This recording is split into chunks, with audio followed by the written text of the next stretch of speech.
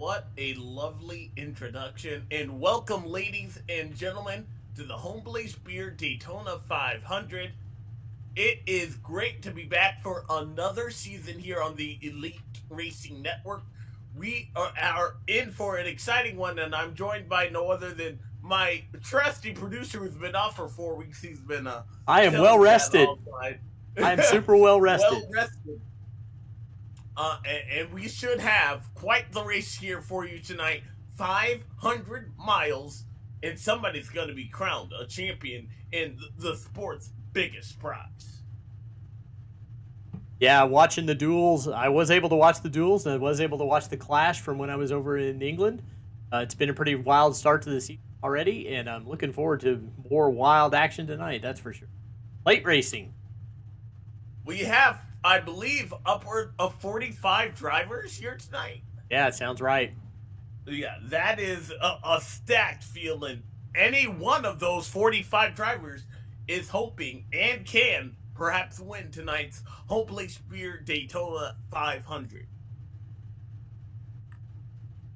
We are just moments away from getting the anthem presented to you by our trusty Dustin Dewar. And I want to give a shout out to that introduction. That was quite a special piece that we just saw as well. Yeah, that was very nice. All right, I think we're ready to throw it to Dusty. All right, Dusty, let's have at it. Ladies and gentlemen, we ask you at this time to please rise, remove your hats, and face the American flag, while Do Good's recording artist, Dustin Dragon Dewar, sings the national anthem. Oh, say, can you see by the dawn's early light what so proudly we hailed at the twilight's last gleaming, whose broad stripes and bright stars through the perilous fight o'er the ramparts we watched were so gallantly streaming, and the rocket's red glare, the bombs bursting in air, gave proof through the night that our flag was still there. Oh, say, does that star-spangled banner yet wave o'er the land of the free and the home of the brave?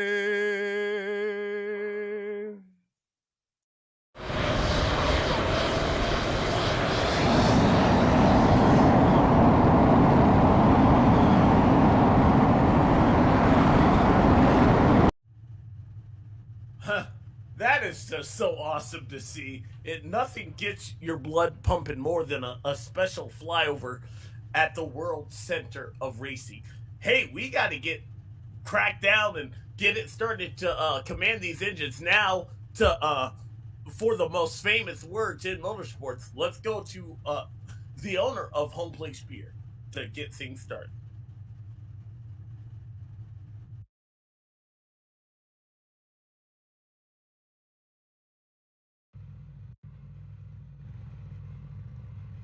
Sorry, I didn't know if that was too late. Hey, what's up, everyone? This is John from Homeplace Brewing Company. Just wanted to reach out and say thank you guys so much for your partnership over the past few years and all the support. We're really excited about the season you guys are about to have. And just one last thing. Gentlemen, start your engines!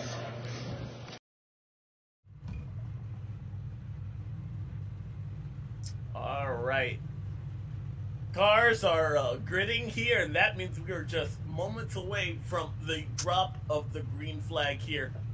I'd like to tell you, this is the part where we explain, anybody can win this race, but truly anybody can. I don't know what we're going to see today. If it's anything like what we saw last week with the duels, we should be in for a crazy show. Yeah, in pack racing, you could have a big one and take out half the field, and then you just don't know which half. It could be the back half, could be the front. We hope we don't see that here, especially early. You don't want to take yourself. You can't win the race here on lap 1, but you can sure lose it, and we have seen that in the past. I think I'm hearing that everybody showed up. Everybody made it to the grid. A couple of stragglers that flew through the door at the last second. Some people we heard David Tooker and others not to single anybody out, but some people under the guys, I guess, that the race didn't start at 7:30, which it is different, but because we have 500 miles tonight. Yeah, there'll be a point where we're glad we started at 7:30. Yeah. So I believe we have 3 pace laps. Just starting the first lap, so go through the grid a little bit.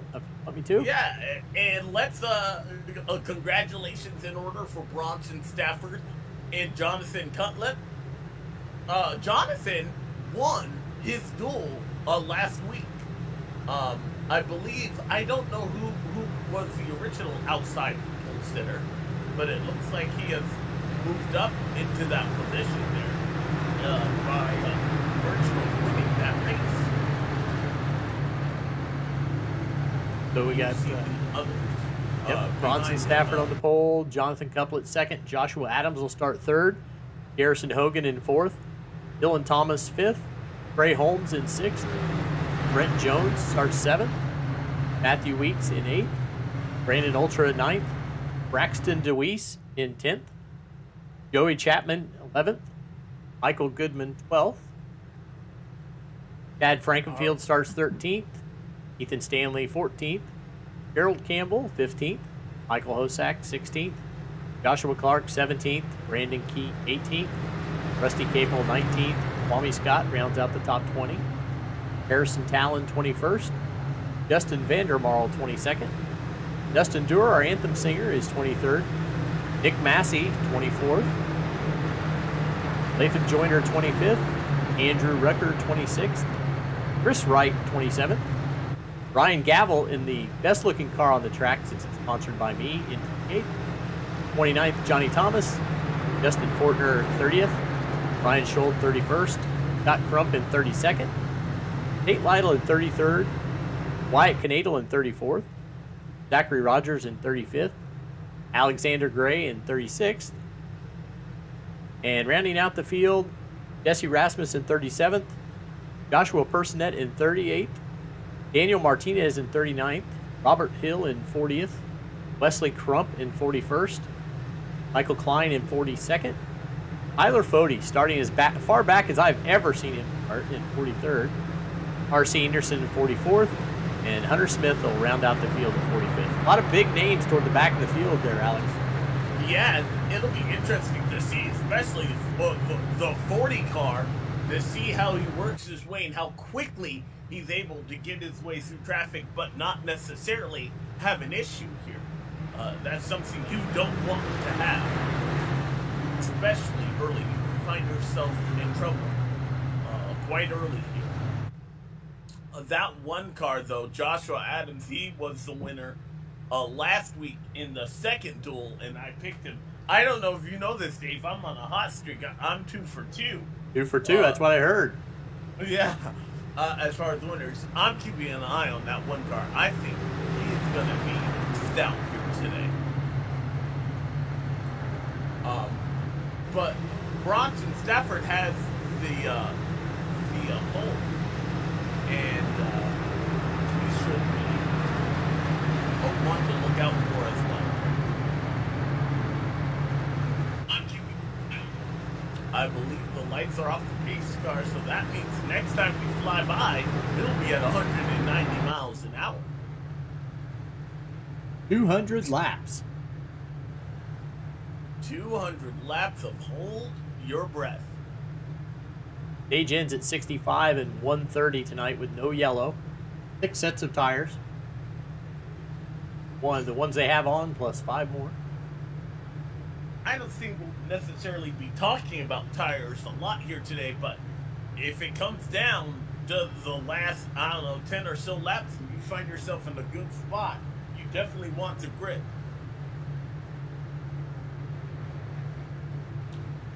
But yeah, 200 laps, 500 miles here to decide what I believe is our 6th edition of the Great American Race here for the Elite Racing Network. It's good to have a new season begin to be underway for these guys.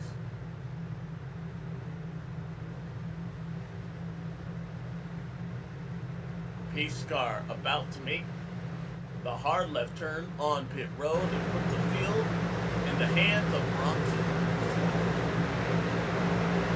Green flag in the new 2022 season A is green at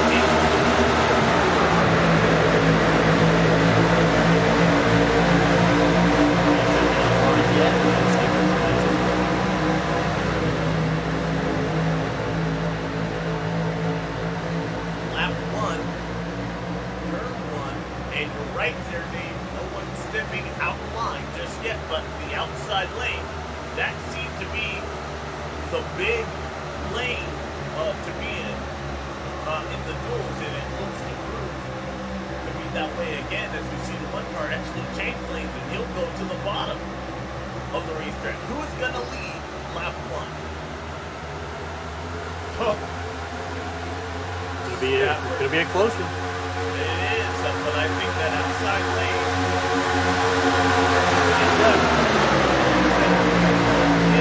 really added, and it's never too early to be thinking about points.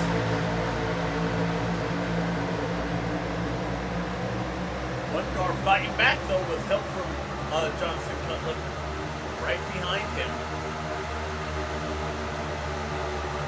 And you see that push, that bump drafting, that is something that we'll be talking a lot here at Daytona.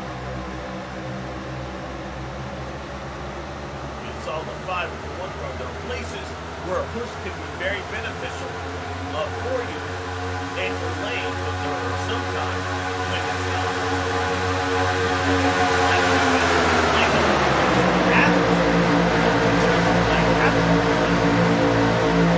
Cars all underneath of Lincoln, less than a second one of them.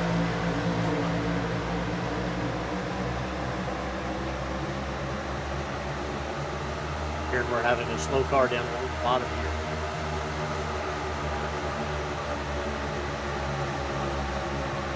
Yeah, the 19 that David took her there.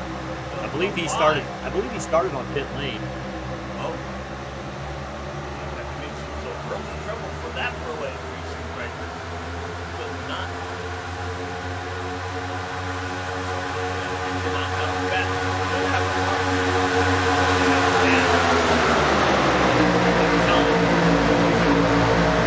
As you're watching the tower on the left, you can see a 46 car under spin with the alternate tonight that he would start to report something. He didn't, though, but he would show his out. look at that one to the outside. Harrison Hogan. Oh, big bump. 22. Big bump by Holmes. Yes, that was a big bump. Back straightaway, though, that's not necessarily a bad place for that big of a bump. In the corner, not so much. Alex, you guys have fabulous livery. Yeah. These things get hard.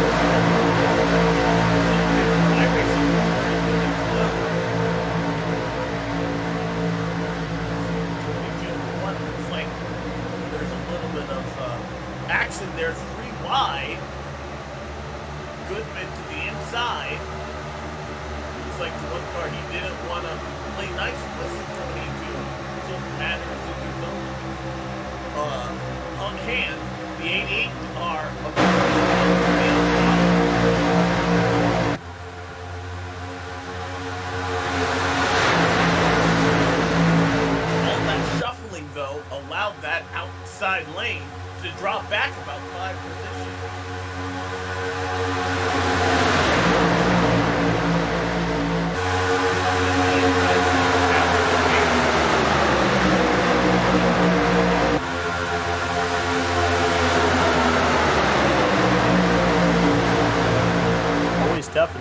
race, knowing everybody cars from where you see them, it's hard to. Numbers haven't changed a lot, thank you. Look at their cars.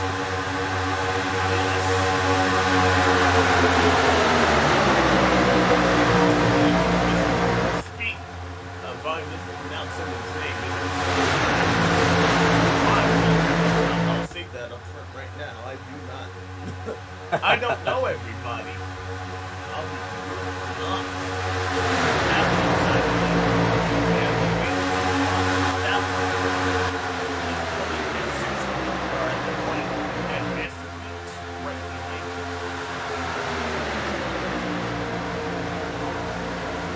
No stranger to victory lane when it comes to big races, although I don't believe he's won this race.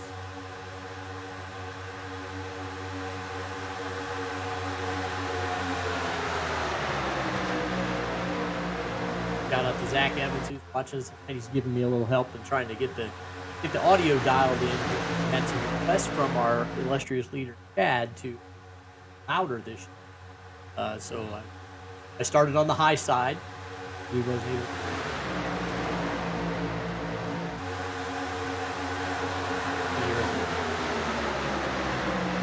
Always a little fine tuning when you start out. Yeah.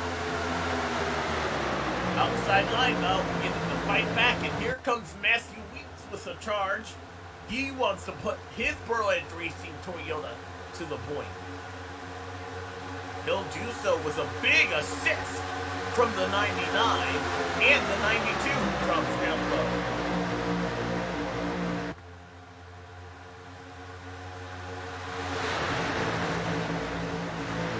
Don't want to alarm anyone, but I've seen some blinking further back from some, at least one car. I wonder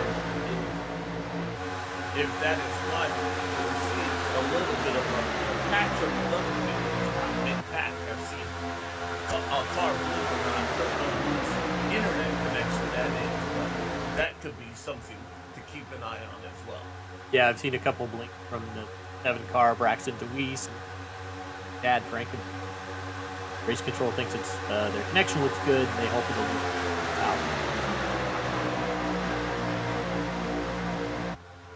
How about that move by the 11 car to get past the 61 on the backstretch? Those type of moves, that's what you got to be thinking here, and you got to have an assist by somebody who's also thinking the same way. As you see, the 11 car went down stairs to block the 22. Has allowed that outside lane, the 99, to come back again.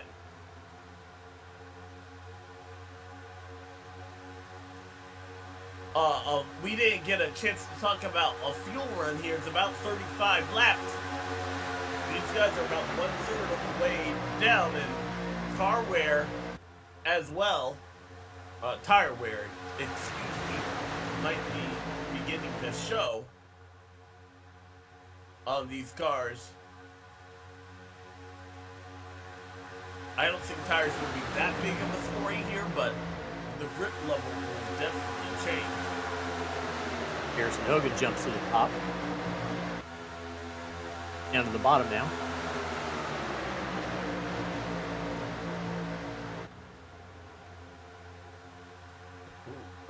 Almost a look to the inside. Made by the 92, I believe. Or, excuse me, it was the 13. Now you see the outside lane getting a big assist by the 61, who drops downstairs. Ooh, what a big move to take the lead back. Or at least attempt to. What did the 22 learn by that there? And what did the 61 pick up? That's a move I would be keeping in my memory bank there. You don't want that to happen to you on the last lap.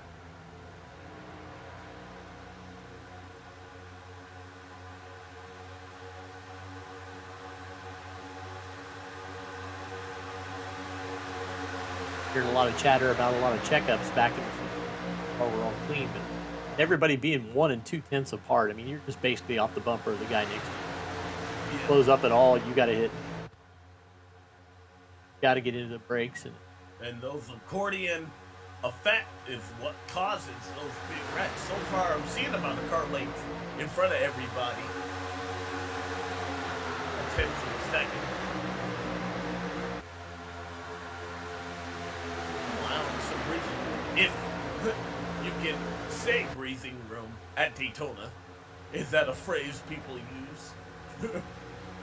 Getting to the point on tire wear now. I think everybody's starting to get real loose. We're hearing a lot of people talking they're crazy loose. They get single filed here.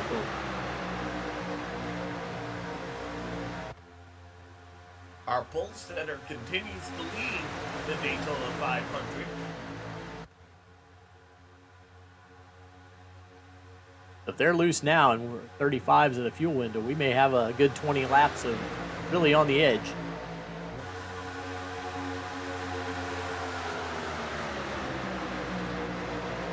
Hopefully not too much on the edge. We're gonna step away for a quick break, but don't go anywhere. You're watching the action on the Elite Racing Network. Lap 14 of 200 in the books.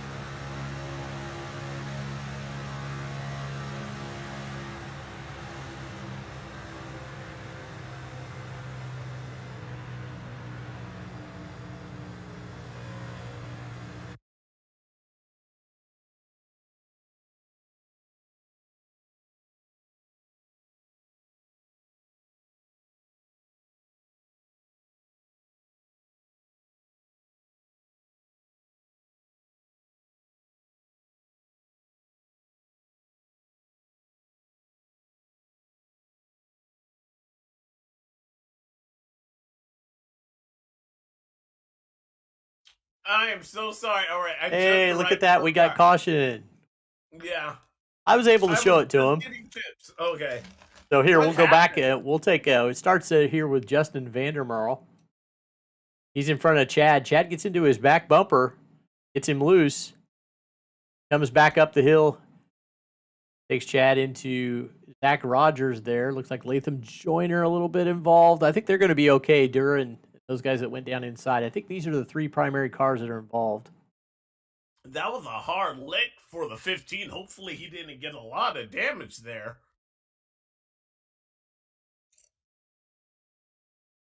Of course, the minute I go to break. You brought it on. I did.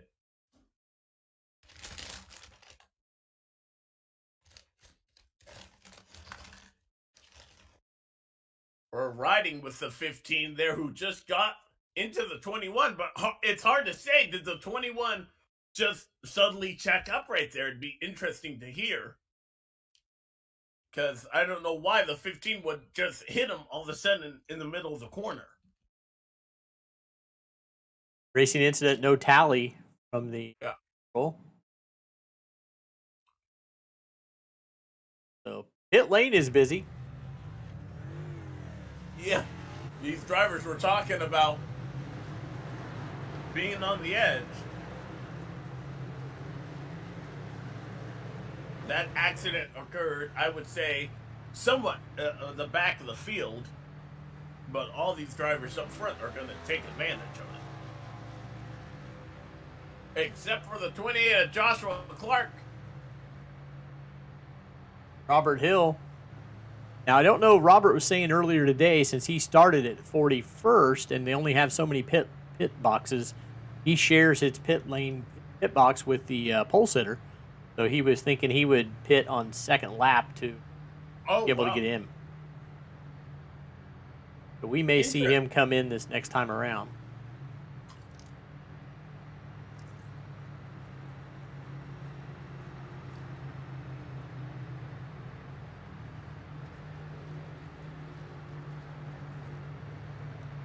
And I do apologize if y'all can hear me chewing. I'm not gonna lie, I am trying to eat some chips while we're watching this. Go back here and check out Dustin and Latham Joyner and Gavel, see if they clean. A little bit of damage maybe on the right front of Gavel there. But I think you're right. They were able to use that paved infield portion. Oh no! Well, yeah, he went around again. Let's check, see what happened to him after that. The good thing about Daytona is that with the caution laps here, you have a lot of time in order to fix damage.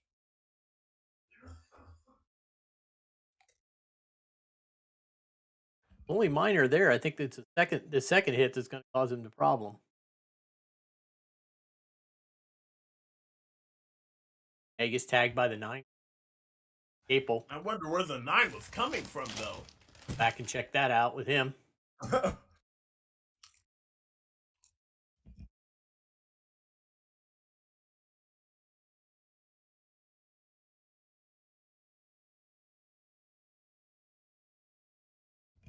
And no one wants to see this, Dave, especially this early. I mean, we're not even 10% into this race. You don't want to have an issue.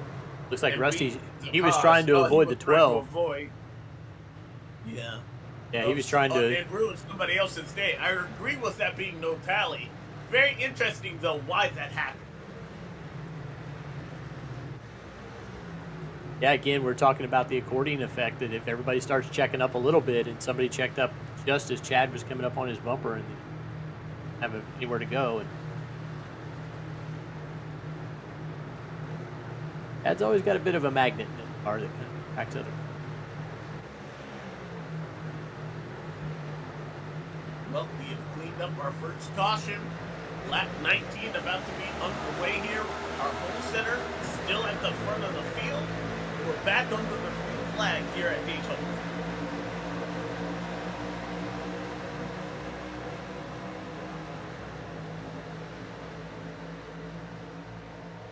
Inside line beginning to fight back pretty hard. In our first round of namers, the 22, the 88, and the 11, all on that inside line. That's a pretty strong setup. Trey Holmes giving Garrison Hogan a boost and bump, and Stafford. Side line's pulled away about 4 cars now from the 5 cars in that. 6 again. Yeah, led by the 44 Michael Goodman. Michael was in the booth with us for the class. Don't know if you were able to hear that there. Yep, I listened to it. Watched it. He was very optimistic, and he said that he was going to give us something to talk about here. About his chances here tonight. And he's proven so with a good top 10 run.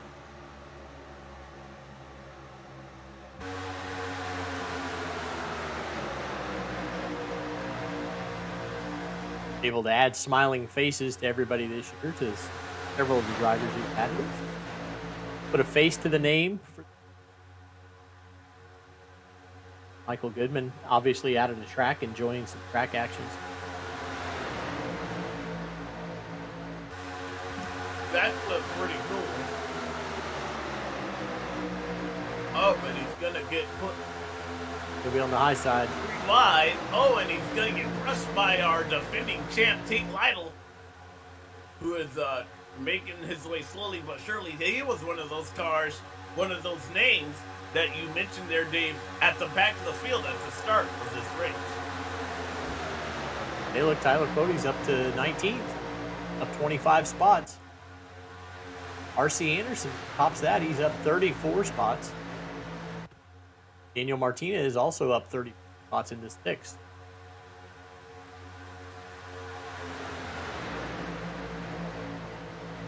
Martinez in the 25 car there. Pepsi. And right now, I believe we're beginning to see that single file line. Oh, big wobble by the 6 car. Joey Chapman. He hangs on, but that was a big moment there. I know that got his breath. That car was sideways.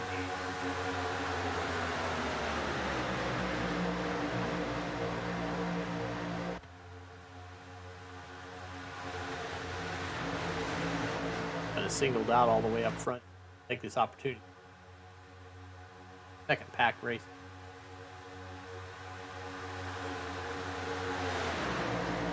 Marcy Anderson down on the inside with Tate Lytle on the outside. Tate Lytle, I mentioned before, he hates this respectable racing because he's normally in the wall. So far, he's having a good run, but the ending of one of the duels, I don't know if it's the first or second one, can tell you it can all go away in a hurry. That might have been Tate just kept the mic and I'm pushing somebody else. Don't.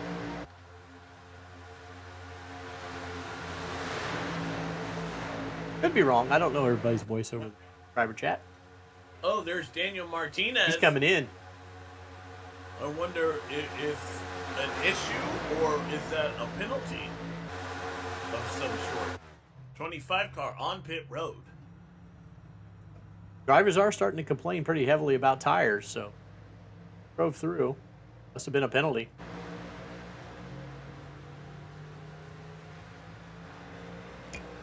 Perhaps Nothing on race changing control lanes. about that. That's weird. Or he just felt like he needed to get out of the path right there.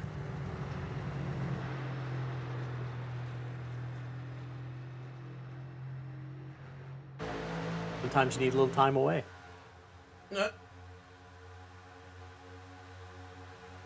You can't be involved in the big one if you're not there, so maybe he saw something he did not like. Jonathan Cutler in that outside lane trying to prove that that dual win he had last Wednesday was not a fluke. He came to play.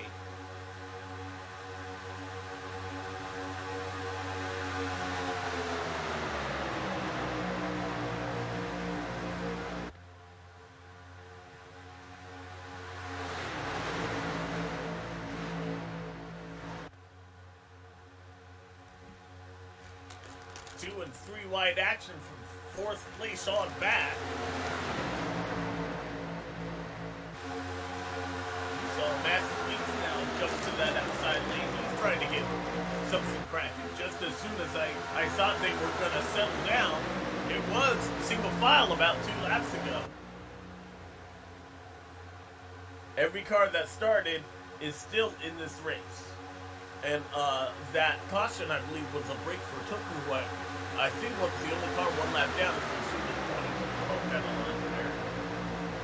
I believe every car is on the lead lap, with the exception of the 12, Zach Rogers. Update on the 25 car. He had a technical issue down pit lane to kind of get out of the way, and now he's going to have to serve a drive-through track again.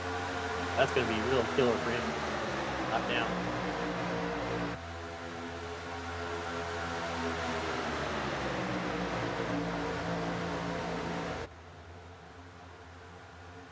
You saw some lap traffic. Things kind of got wonky there, but thankfully it was all able to settle. Where these cars catch lap traffic, that could be a storyline as well.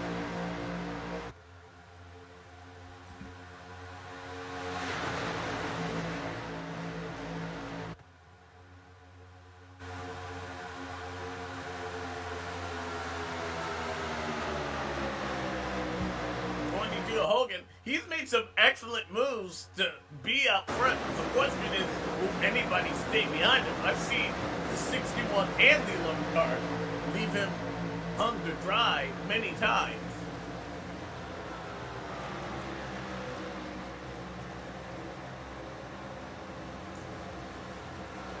as you take a look from far away up top. Yeah, Chad gave me some extra cameras he made, but he didn't tell me what he named them. Trying to figure out what his new called. So this is actually a pretty cool view. yeah, this is a spectator. Have you been to Daytona? I have not. The NASCAR race I've ever been to is at the Brickyard. Spectacular setting, and you can see not a bad seat in the house.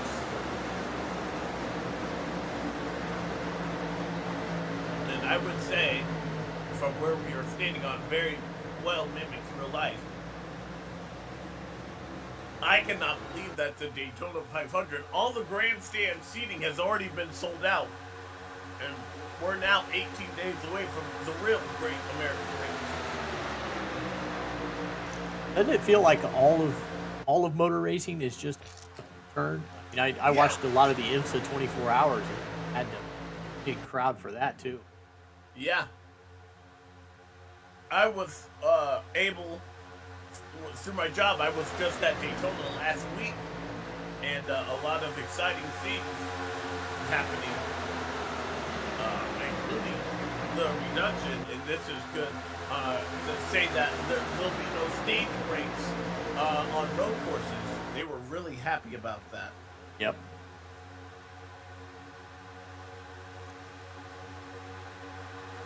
And of course, Elite, not to be outdone whenever anything talked about with that. Fun flags. Still in discussion.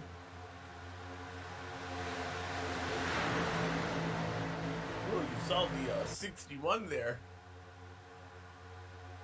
Get a little loosey-goosey in the middle corner.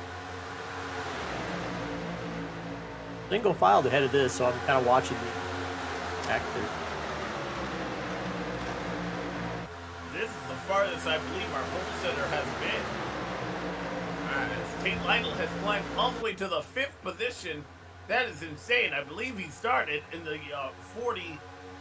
not 43rd, but I don't know. Where did he start? He started, it looks like 34th. Yeah, 34th. Yeah. Up 29 spots. He's done a well of job in that 56 car. The 15 champion there. Looks like he's updated his picture. Took some heat for something. Better one now. Everybody's been given the guidelines to keep them appropriate, but boy, do they debate.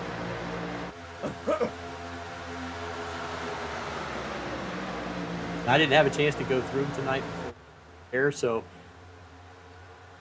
driver deep. Back off if I need to. Hopefully no one gave us anything that would be deemed inappropriate. No, there's nobody in this league giving that, would they, Alec? No, as soon as I said it, it made me question. All right, well, we're working lap 33 now as they come across the stripe here. Single file action, pretty much the top 5. Make it 6. I say we take another break. Hopefully nothing happens for the next time. We'll take a little break, and we'll be right back with the action right here at Daytona.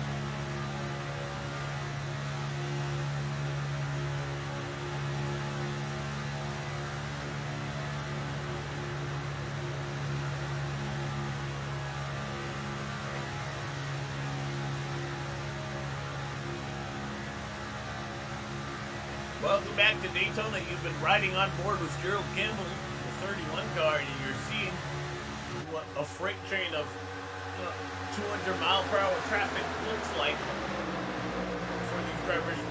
We had a spin by the 9 car, and a tally was issued here. Dave. Go back to the replay machine and see what happened here with Rusty Capel. Like he got off the apron a little bit and got loose, and just never recovered it.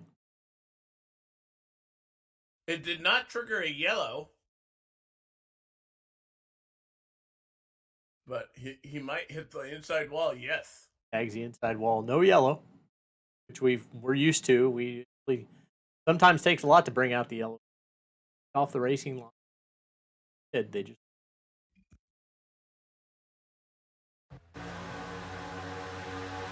fortunately what that does is kind of breaks the pack up. Have a house. Yeah, so you go back to Wyatt Canadal here, 17th. And then the next car behind him is another 5 seconds back. So pretty much. It'll be interesting to see if that second pack tries to work together to run down. We've seen them be able to do that, but they need to be single file in order for it to work. There's Michael Hossack. He's got the point on the second pack, and they're trying to get themselves organized. Start to push them. We've got another 17 laps, 27 laps. Stage break. And green flag pit stops will be played into the mix as well. I didn't see what lap we went back green on, but I believe that'll be before this stage ends, which is another point that these drivers can make a mistake. Right now, though, them being single file, is this the second pack it is, led by the 24 car. If they're able to do that, they should be able to run down this first pack, which is still up the line. Yeah, they're doing on lap distance. Rucker and Hossack kind of pulled the pack. The first pack pulled away the last lap. Yeah.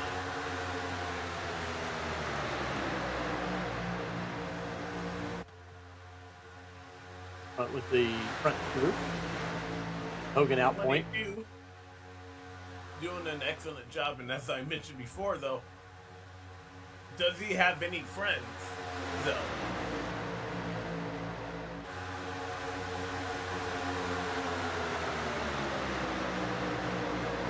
That says Garrison's running as an independent this year. Friends go away from run with Pro Edge for a while. To be honest, I do. Didn't not everybody? Yeah. I feel like I ran with Pro Edge.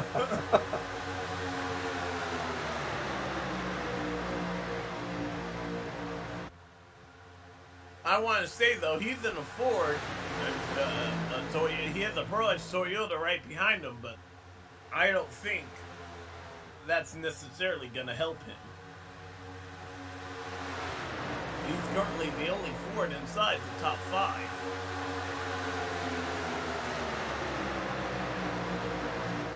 In fact, all 3 manufacturers represented inside the top 3.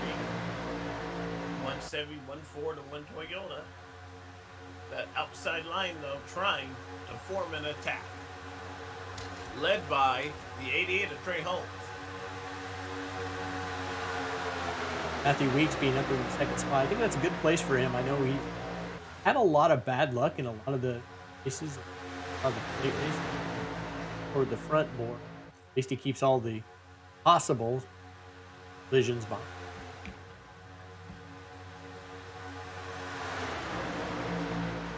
Up the car in front of him. This group is about to catch a pack of lap cars here. We saw just out of frame. They are working on the backstretch here. Good news for that second pack that still is about 5 seconds behind.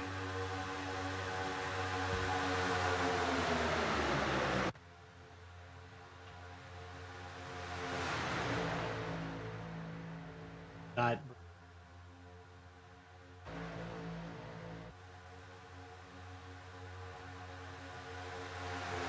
pack of it.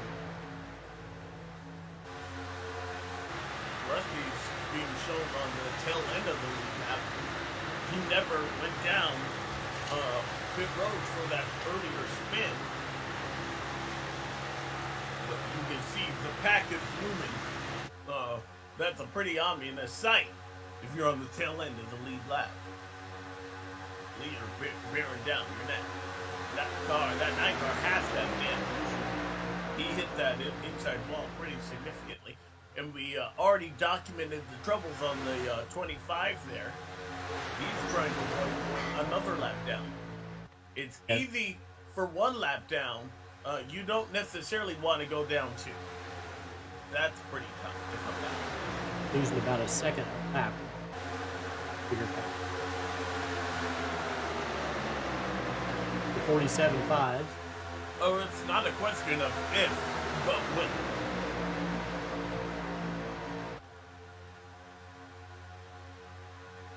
They're in the same camera angle practically now.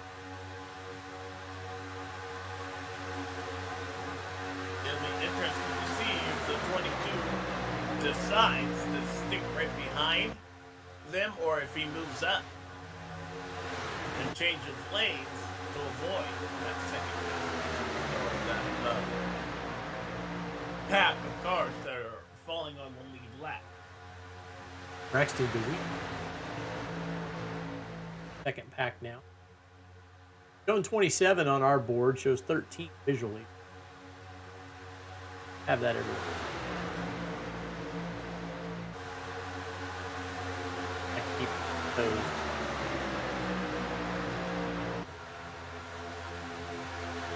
Pushing. Chris Wright. Chicken wagon. I'm liking these paint schemes, as you had mentioned here. Some pretty cool. Is that Raising Cane's? Yes, it is. That's pretty cool. Or as Robert tells him, it's a KFC wagon. All worked up. Take much to get Chris worked up, right? Hey, I just discovered Bojangles down in the South here, moving here. I'm like, where has this been my entire life? See, the 22 has moved that part into the outside lane to try to take over. That's going to be bad news for some of these cars that are going multiple laps down, including that 25 car. He needs to be in front of the 22 at least, if he wants to keep his chance of being a Daytona 500 champ alive. Braxton DeWeese has a supporter in the chat, so happy we showed him on the screen for a while. So if you have somebody you want to see, feel free to throw us a comment in the chat, and we'll do what we can to show you. This is on YouTube, right? Yep. I'll be looking.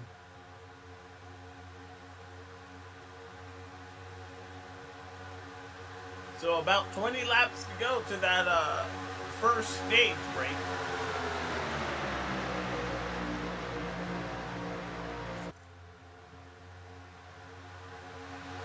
Not a lot of action you're missing, so we'll take this time to once again step away here.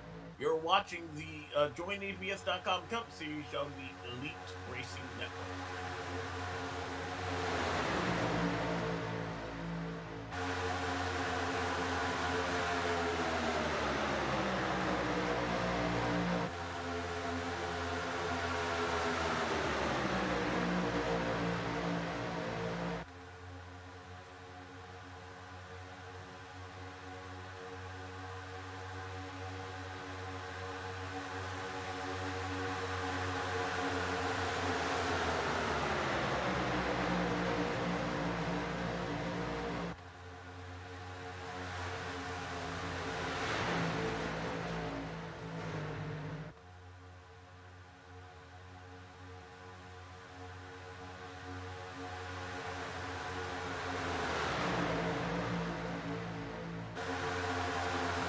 Come back, we got a car that went off track. Like, we'll get an ultra, we'll go back. No yellow thrown, but let's see what happens to him with the 45 here. Like but he got into him, but he came kind of down into the 61. Turns Brandon Ultra around, and he comes back up on the And that was our pole setter that may have a little bit of damage there on the nose. That's amazing that doesn't trigger a caution automatically. I mean, go down on that and come back on the racing line all the way to the wall.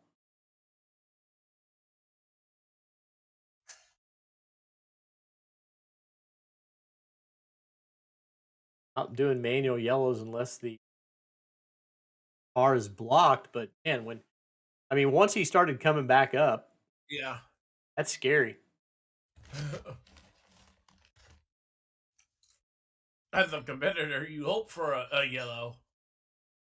Luckily, it doesn't seem like anybody blowing by him. But also to stomach the amount of track position he lost. He was running inside that top group.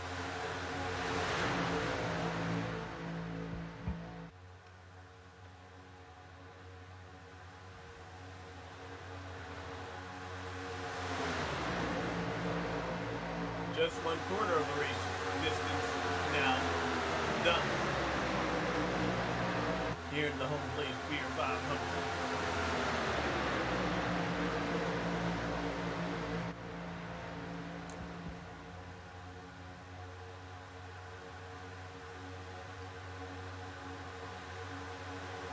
Field beginning to suffer. Gets the blue car, the 45 car. Now goes a lap down.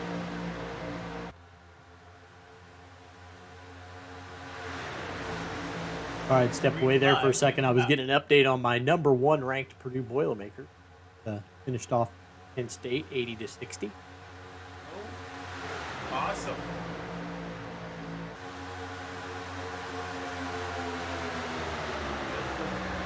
Sometimes you got to split your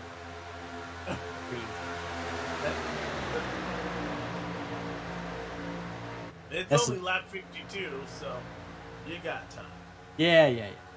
Now that game's over, I can really focus now. My phone can actually be on something.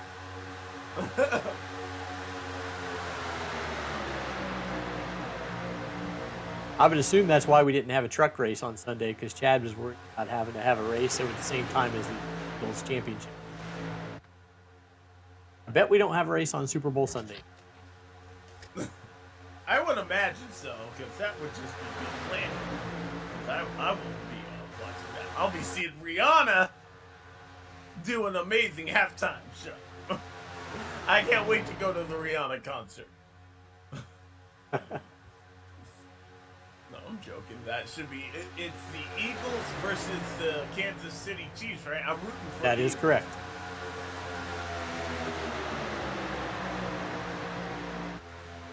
I'm only rooting for the Eagles because the Kansas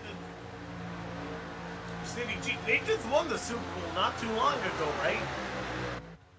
Yes. Okay. Yeah. They've been 3 out of the last 4 years, so. Okay, so then yeah, they got to stick it. And I'm still amazed. The one football game I did watch and pay attention to this season, apparently they were down like 27 and they came back to win. Yeah, actually, I was watching that one in England, and of course, with the time difference, it was like 1 o'clock in the morning when halftime rolled around. So I thought 27-0, okay, I'm going to bed. I turned it off and I went to bed and woke up the next morning. I go, are you kidding me? Missed all that? Yeah.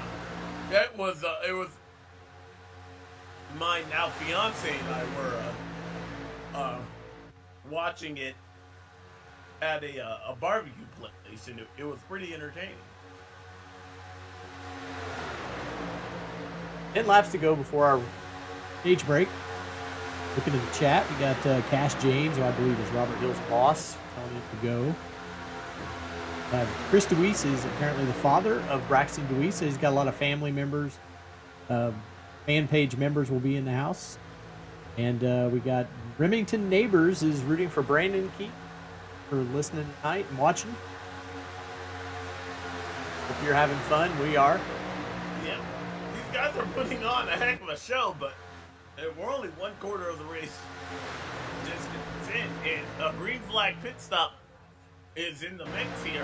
I believe will be happening soon.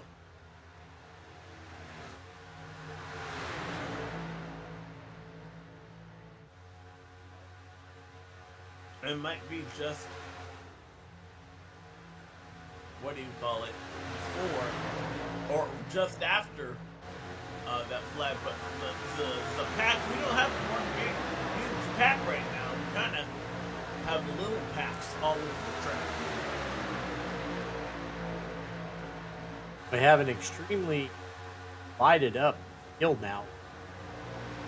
Incidents on track with no caution caused. Got a lot of breaks everywhere. And although we've had the 2 issues on the track, you have to wonder, That car's is pitting. the next one going to be Green flag the pit one? stops. Green flag pit stops, just as we were talking. The 22, our leader, onto pit road here. It looks like no issue here, along with the 50 and the 5. So the 50 actually slides through his pit box. He's sharing a crew with Garrison Hogan, looks like. We One do of those have 5 cars on the track, so pit road, I would imagine, is gonna get a little busy. How about iRacing. Justin Tour leading this field?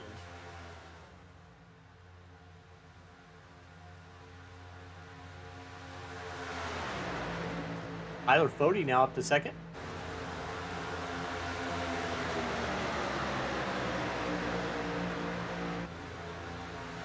And you're right. After starting 43rd, we believe, right? Is that correct? All the way up to second? 44th. He started 44th and he's up to 44th. second. He's passed every car in the field but the Pigs car. But we wouldn't expect anything less out of that 40 machine. Apologies for the dog. I don't know why he's barking, but that's a dog. That's what they do. It's like they're about to go on the pit road right here. 200 miles an hour to 55 by that commitment cone. Going to bring Latham Joyner to the front of the field. Actually, And they're coming down. A lot of chaos coming out of that corner. A lot of people not saying they're coming in. Oh, Contact back there. there was. Hopefully not enough to get spun around.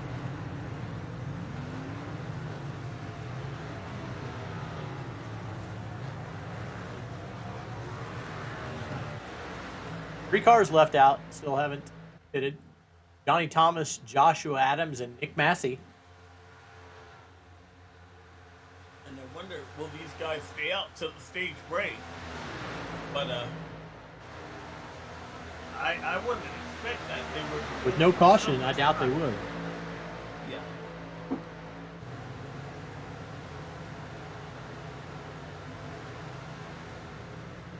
You see the 31 Gerald Campbell onto pit road here.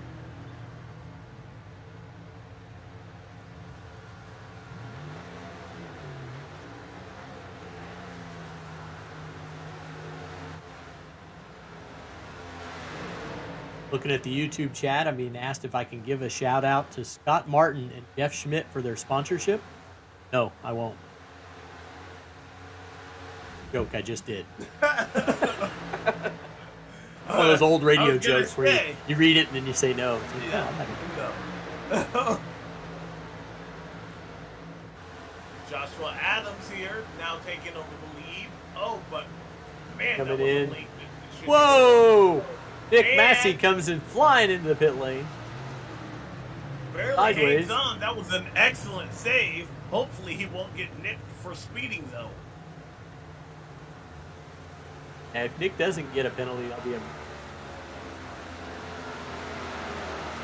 I was more focused on the one car and how high he was to get on the pit road there.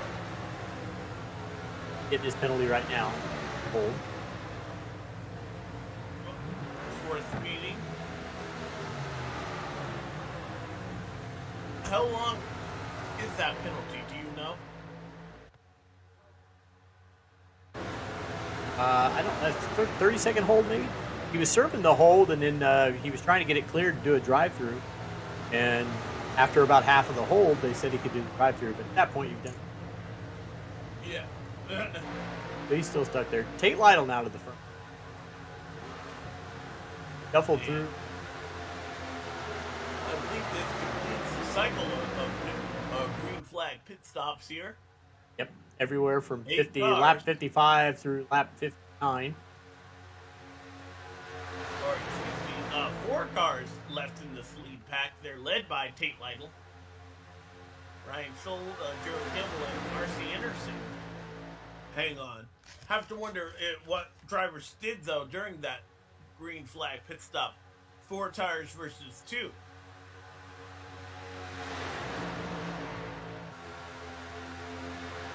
Yeah, looking at the pit time, most everybody about the same, 15 seconds.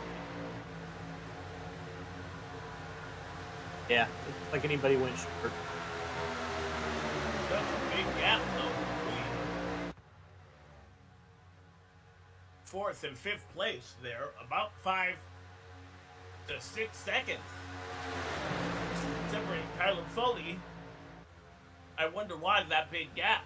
All that, if everybody took 4 tires, is attributed to how well they got on and off the pit road. It is an art here at Daytona.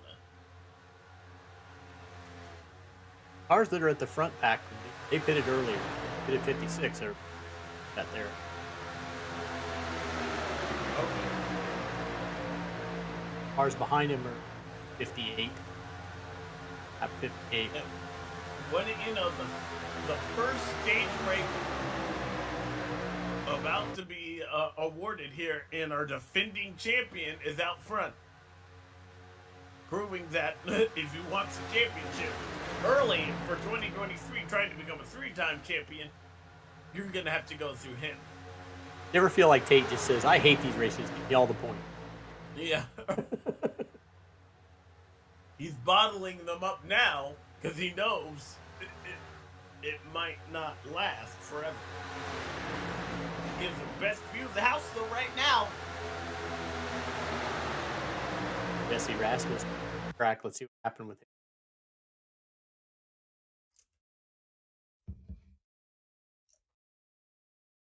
Much happened. He just got low and then went low enough to trigger the off track. Oh no, then he gets loose.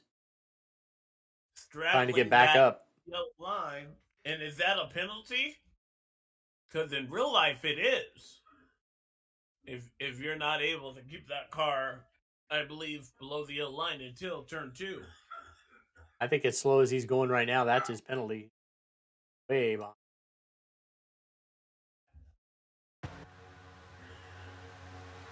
This is for the stage win, but we'll see. Can the 4-car get a run? Yes, R.C. Anderson to help. Taking a look to the inside, outside. Tate Lytle will cover the spot in the first stage flag of the year. Goes to Tate Lytle in that 56th, your defending series champion. We stay under the flag. Down through. Tate Lytle, Ryan Scholl, second. Anderson, third. Gerald Campbell, running for Mountain Man Motorsports. Tyler Fody brings it all the way to 5th. Yeah. Only 5 cars left in that pack. Justin. And he was the only lead car in that pack. Britt Jones, 7th. Joey Chapman in 8th. Andrew Rucker in 9th. And then final stage point.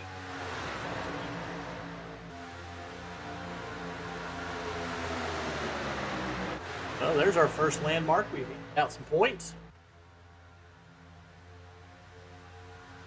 So this race is underway. We're getting to the needy and greedy of it. Now, next stage break is on lap 130. Got a 4-second gap between. They still all pack and then cars and then second gap back to ninth. That's a pretty. You saw there was Tyler Foley. He was the only car inside that one pack, the lead lap car.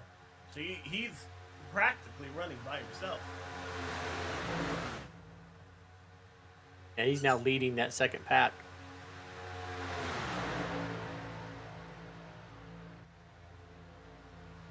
They just don't really have enough cars to do anything in that group.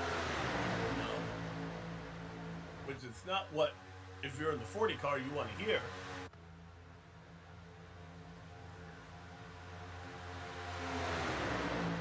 McMassey's actually smaller little pack, lapping down after his Chapman car and Latham.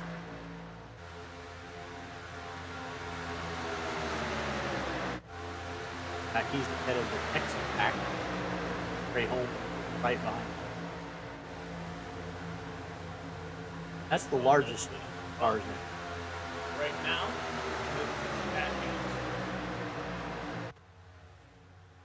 be interesting to see if these guys can get caught back up.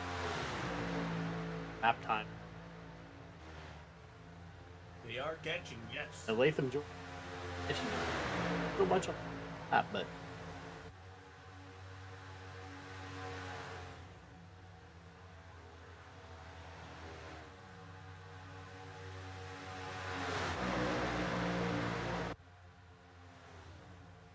All right, well, Tate Lytle continues to lead. We'll step away here. Don't go anywhere. You're watching the JoinABS.com Cup Series on the Elite Racing Network.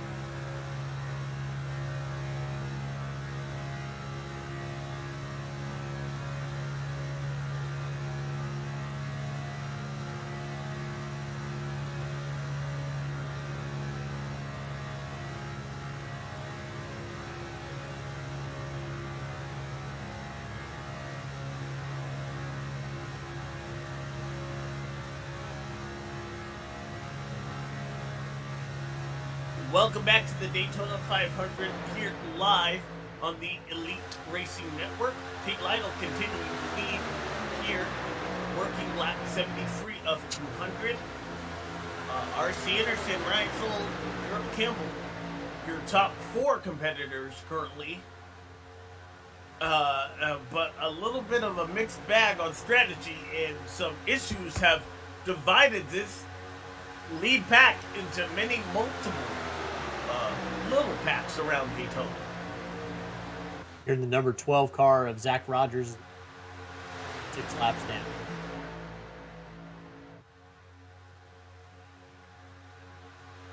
You do have a number of cars that are Unfortunately, off the lead lap here.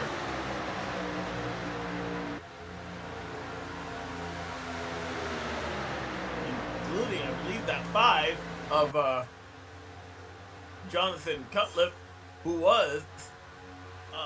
had started the day pretty highly up front. Wonder what happened to him.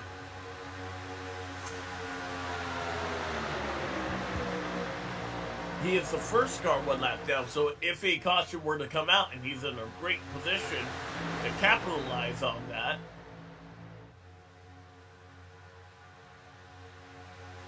In the 28th position, 27 cars are on the lead lap. 4-car Ryan Short.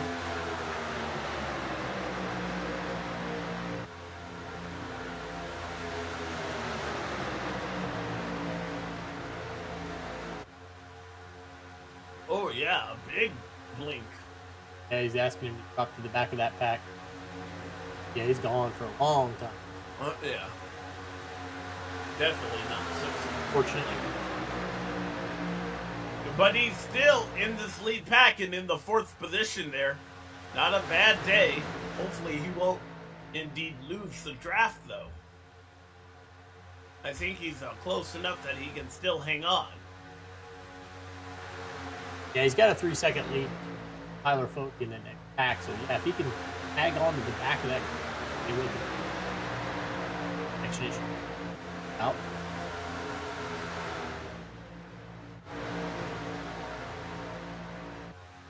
Question in the chat was about the stage breaks. Yeah, we have stage break 5 and 130. There are no cautions. I don't want to say this year. I have no idea. Heck, this race. Oh yeah. There will be no yellows. I don't want anybody to hold me to anything and say, "Oh, but you said." Hey, listen, we're just the commentators. Yeah, you know. Yeah. I can show you the Twitter chat. That's all the information I have. Lead laps led is about to go to this 56 car. He's been out front. And that's another point. I believe if you lead the most laps currently. That's correct. Sounds I'll go with it. I'll go with it. I'll just make everything sound official. Like I said. 56 car.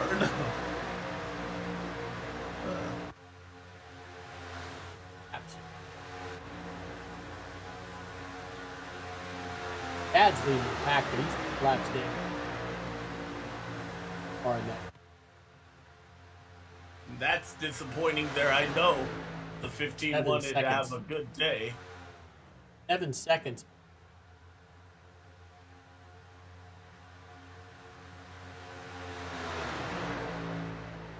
And are they making up any time? Take a look. They are not. Away from him. That's pretty surprising, although you Yeah, do he's have only some got 3 cars.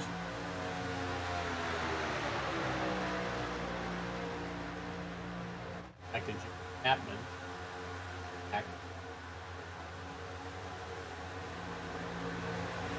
Chapman's And I think everybody is just consistent on logging laps right now, so I don't think we're going to see a lot of side-by-side racing. Everybody's kind of... Yeah, I think everybody's doing everything they can to stay in line. Yeah. Whichever pack they want to catch the next. Exactly. The front cars don't want to give them an advantage by getting double up. There you go. That may be a Front pack group. is catching more cars, and Yeah, so that's a group they're passing. Is you don't necessarily want that to happen because your group is going to get bigger, but could be slowed down by that side-by-side racing. Michael Halsack. Looks like Alex Gray, Michael Goodman. Pack.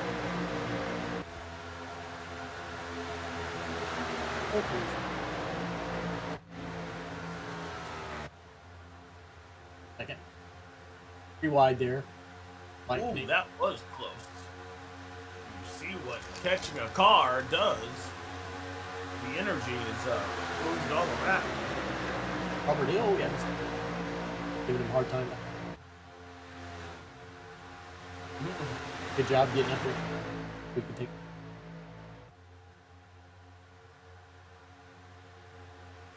Provided excellent commentary for us. Yeah, Robert does. Makes me feel bad. I don't have the driver out of him up sometimes, but I love listening. You guys did the qualifying. Had so awesome. Good time. That's good to hear. It's nice to know that people enjoy us, not just random talking on a screen of Facebook. Couple more cars.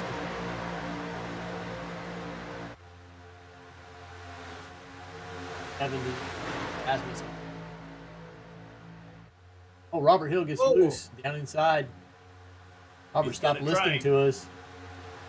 Pay attention, Pick drive. it back up. Doesn't take anybody else with him, but he'll lose touch with that lead pack and become all on his own. That's not something you want. Was he on the lead lap? No, he's down in 29. No. Second car, one lap down, I believe. Okay, in that photo, which one's Robert Hill? The guy in the cowboy hat or the guy? I'm going to go with the guy taking the selfie, which I believe not the cowboy hat. That's probably some customer's car that I should.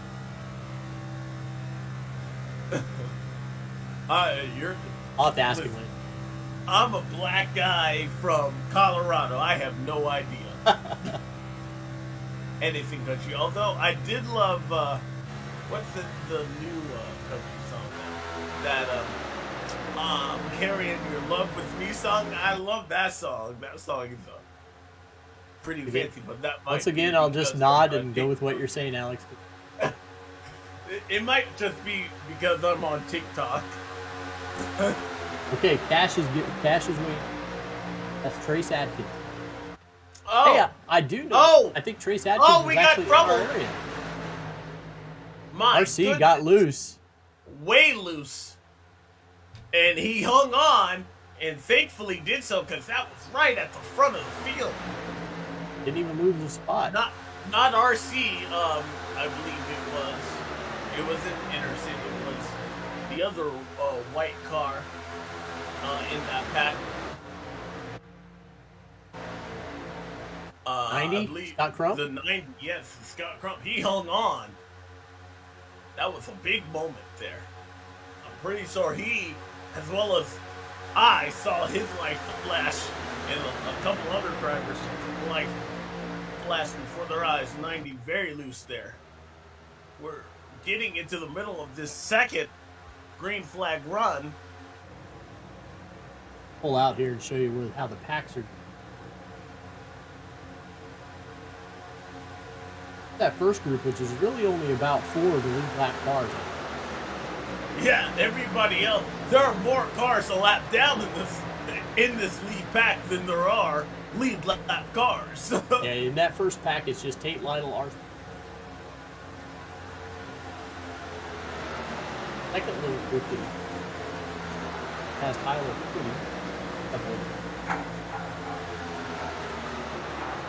My apologies. Poor Dash is here. Off. I'm gonna go figure that out real quick. So all right, we'll I'll be show right him back. Yeah, I'll be right back. Let you know what happens with Alexander. There you see that third pack, Justin. Pack. The grid. Go back to the next fourth pack. We Chapman, Nathan Jones, Trey Holmes, right. Harrison Talon, David Tooker, Joshua Clark in there. Get back to the next pack, which perhaps the 17th position. Josh Adams. So very divided up field. Back up. Single pack pretty much. File pretty much.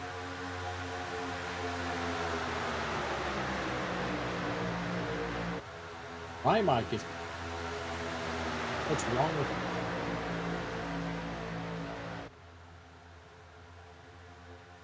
Thanks, Cap. Head out.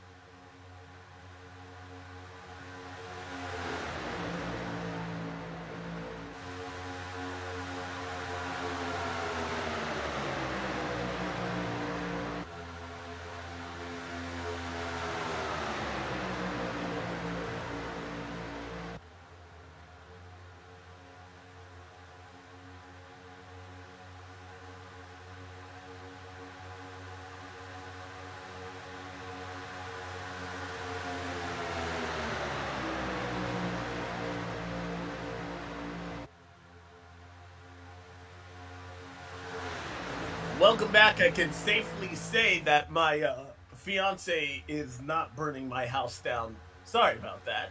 But the fire alarm did go off. He's busy trying to cook pork roast. But our fire alarm is a little bit extra sensitive, as I like to call it. Oh! Big move right there. And a blink by, is that the 16? There's a lot of commotion in this front pack here.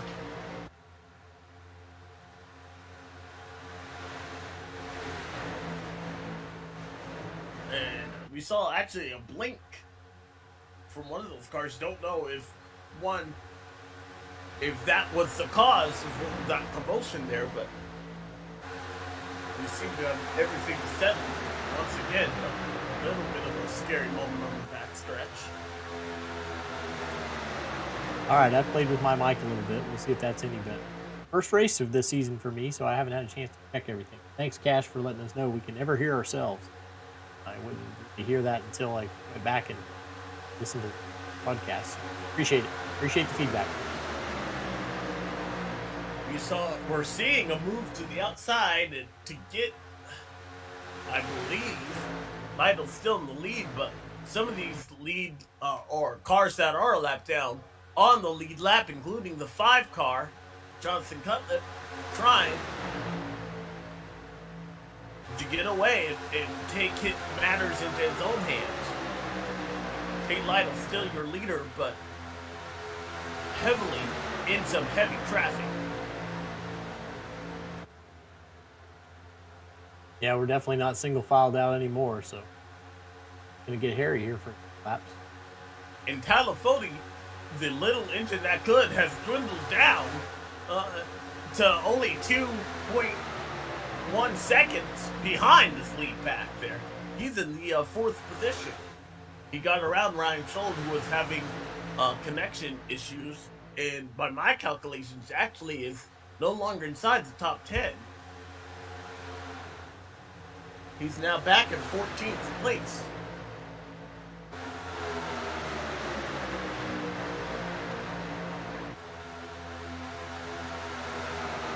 See, Fody made up a lot of time in those last few laps.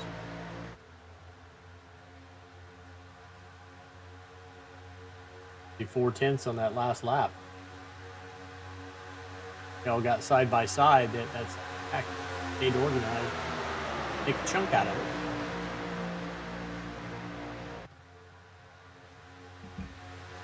This lead pack is beginning to get strong, but we're coming up on, I believe, another transaction of green flag pit stops here. Yeah, last set of pit stops are like around lap 58 or so. So if we went 35, that would be 88, 93. time now. Oh, saw some contact there further in the field. Toward the right of the screen. Tate Lytle continuing to lead here. And he's put himself in a prime position to try and take both of these stage breaks. That third pack is now caught up to the back of Ossack is doing good. Actually, a few more cars there now. And that's going to allow, they still stay single file, a chance for Foley in that 40 car to run down and rejoin from at 1.5 seconds behind. They have 7 cars in their pack now. They're definitely in the wake, the slipstream of our first lead pack. But there are way more cars in this pack here that they're just so much farther back. They're 15 seconds behind Tyler. They're gonna need to start making some moves.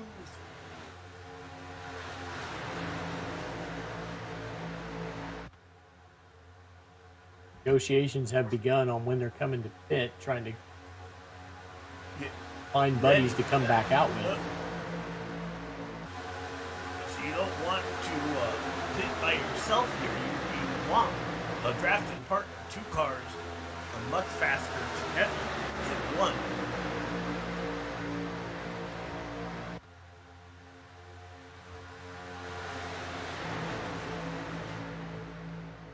Playing a game of name that pit stop. You remember where they used to say people would say I could name that tune in 5 notes. It'd be like I can make that pit stop in 3 laps. Oh, car sideways, Jesse Rasmus. Towed. He towed it. I wonder if he missed his pit road. Go back and check and see what happened there.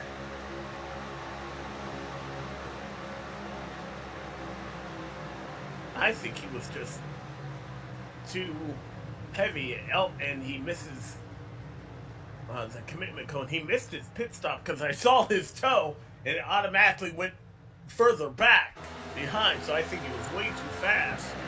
Nonetheless, it's going to cost him. I don't know how much the toe is on the stopwatch. But I also think he made it too fast entering pit road there. C.R. Sanderson was able to get around the 56 car. Bodie's now with them, the group. Those were your first takers onto pit road. And another 4-tire stop.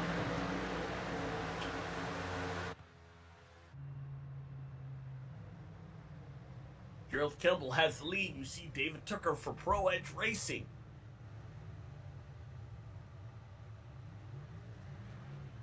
Putting his car onto pit road. Joshua Clark, haven't talked much about him here as of late. He'll be joined by his teammate or takers onto pit road, just shy of the 100 lap mark. That's right. Can I assume lead?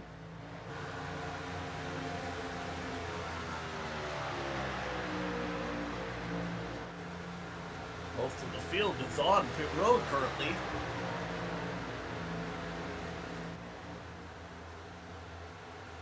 And you see, I know that pitting with people, when I did this, pitting with people was a necessary evil. You had to do it, but I never wanted to pit with people.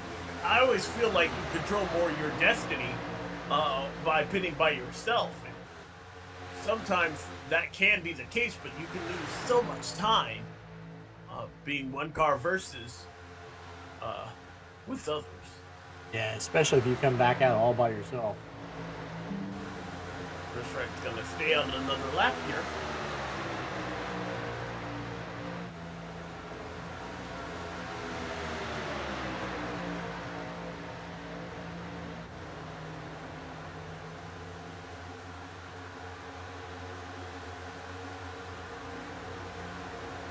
Joshua Adams now in pit lane.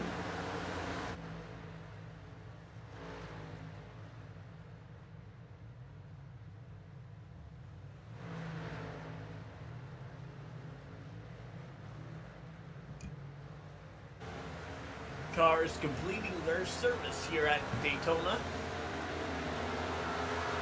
As we get to the halfway mark, it's led by the 42 of Chris Wright.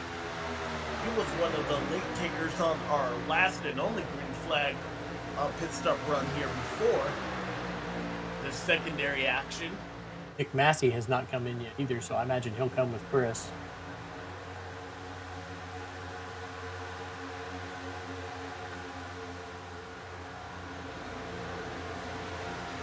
But he will indeed lose. Because right now he would like a caution, because a caution would even the field and he wouldn't lose as much time. Right now he's only 20 seconds ahead of R.C. Anderson and others. He has a taker, you mentioned the 48 of Nick Massey with him, but he's still going to lose a lot of time. Nick didn't come in 100 miles an hour too fast this time. Look at that paint scheme, Patagonia. Nick Massey for Lake Norman Motorsports. After a spectacular rookie season, failed to reach victory lane last season. I know he wants to remedy that in the best way here today. Johnny Thomas assumes the lead. Last pitted on lap 59. Here he comes. And he's going to go by himself. Johnny Thomas, a previous winner of the Daytona 500. That cannot be understated.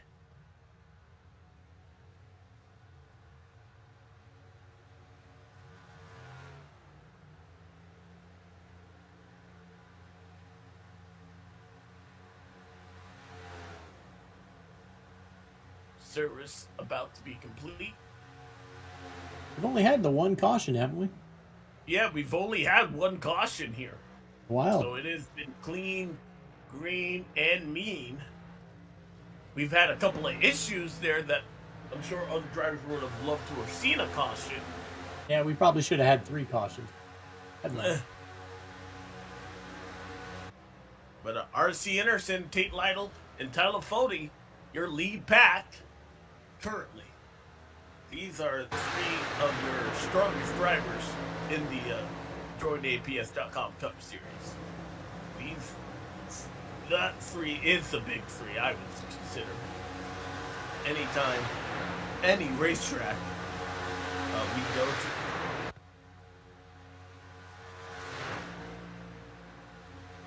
And they've gapped the entire field by about 16 seconds. That's from first to fourth is 16 seconds.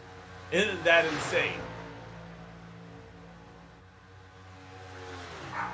Takes me back to some of the 500s we had pre-modern era. 74 is the 76th era.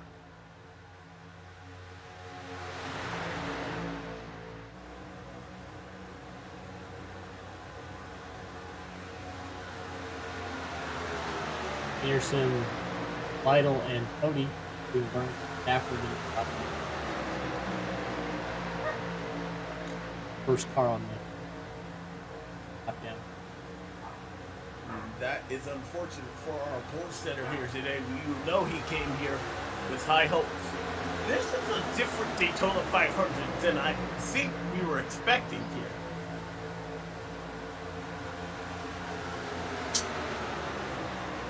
Only because I believe we're accustomed to these big packs here, but we're not seeing that here today. And right now, any mistake you make is really being magnified by yourself.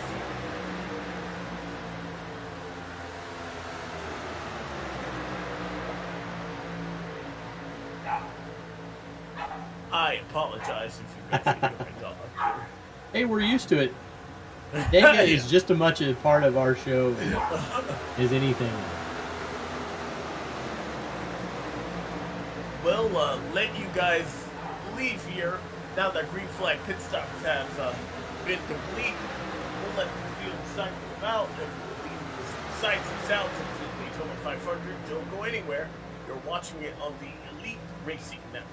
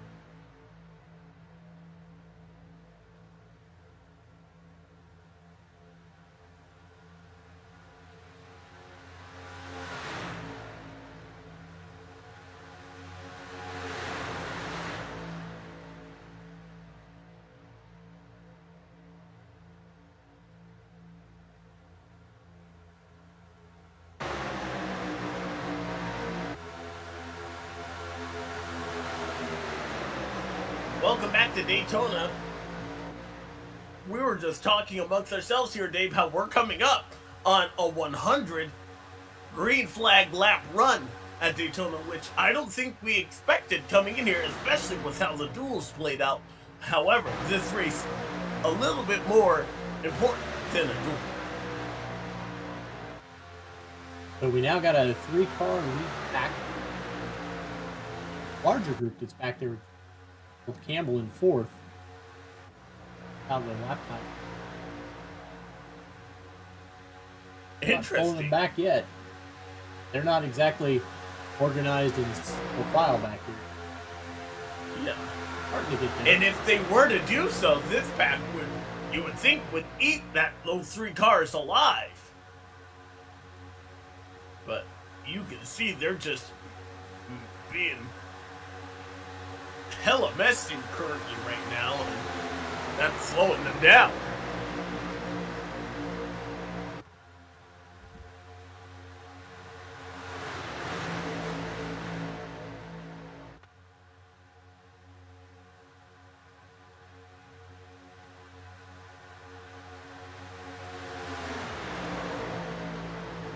Goes back to Harrison Allen, I think, is before we have another gap. Then Josh Adams leading another group.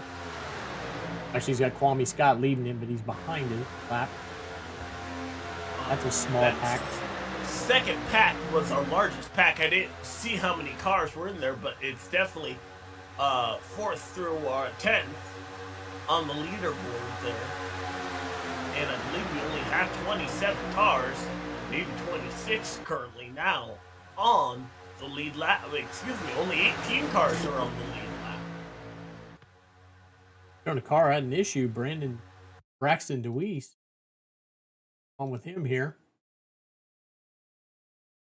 The 13 on the screen. I believe in the series. Well, let's see. Is it an accordion effect? Or? I think it's Blink. Oh, just a blink. Yep. Okay. major blink, so it showed it as a crash. Luckily, he's all right. Didn't mean to scare anybody. We know we had some police fans that were watching here. Put up on my screen, said he crashed. The outside line is now pulling away from Gerald. Back anymore. And now it's David Tooker, who I believe is third in that lane. Yes. Now they're starting to gain on Cody. They're starting to, but they have a lot to do. So we're 3 laps away from this being a 100-lap run, more than 250 miles under the green flag. That's got to be wearing on these drivers here. Because not only are you doing everything that you can behind the wheel, but mentally, you don't get a break.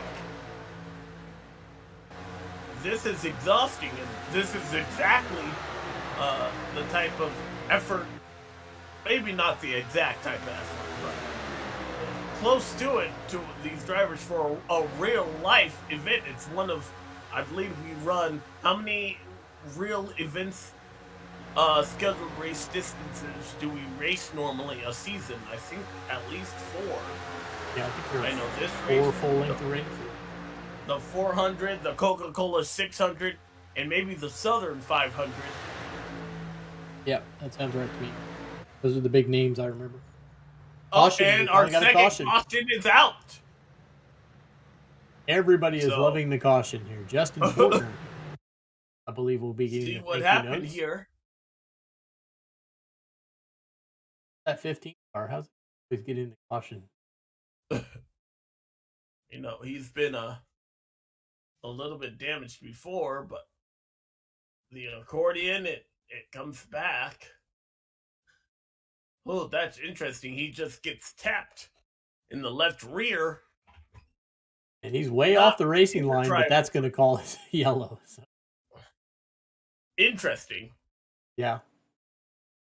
Oh, does he come back and collect another car? No, the caution was over. You saw the pace caution car was already out. Yeah, he almost hit the pace car. Yeah.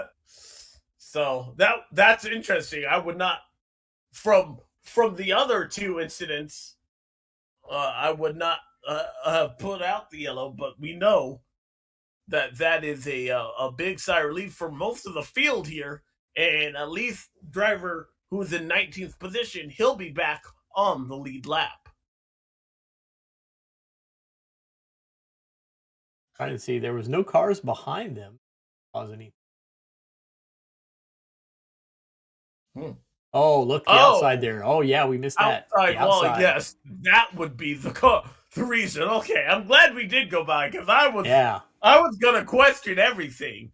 Okay, now let's watch. Yeah, Alex Gray gets into the back rear of Rusty Capel and puts the outside wall. Those did not get tagged by my machine. So. That makes a lot more sense, doesn't it? The all-seeing eye sees all.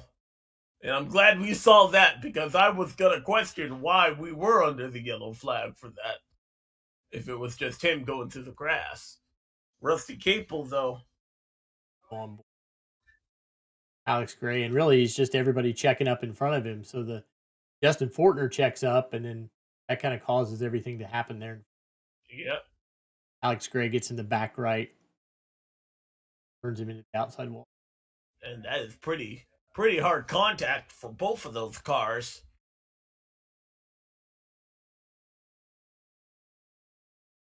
Bad week for Alex. I know Alex is kind of like Chris Wright, also as Eddie Bengals. Kind of limited loss over the Well,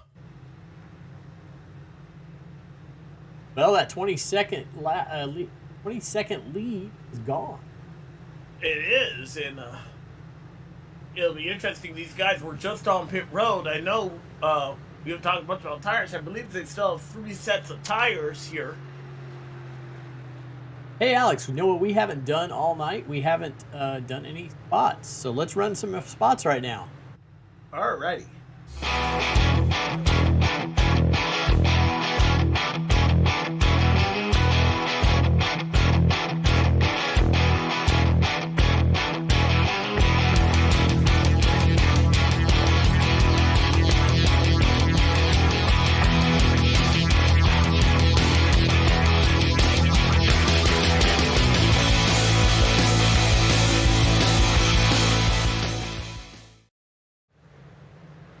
All right, now I'll go through our premier partners for the Elite Racing League. We have TA Services.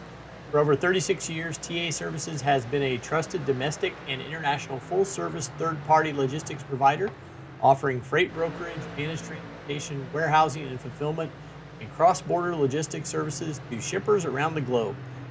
TA Services moves what matters to you. Let the TA Services team make ship happen for you. Our second premier sponsor is Blue Egg Marketing. Blue Egg is the marketing department for small business. For small business owners, Blue Egg is your biggest fan. New premier sponsor for this year is Worldwide Technology Raceway. Worldwide Technology Raceway, formerly Gateway International Raceway and Gateway Motorsports Parks, is a motorsports racing facility in Madison, Illinois, just east of St. Louis, Missouri.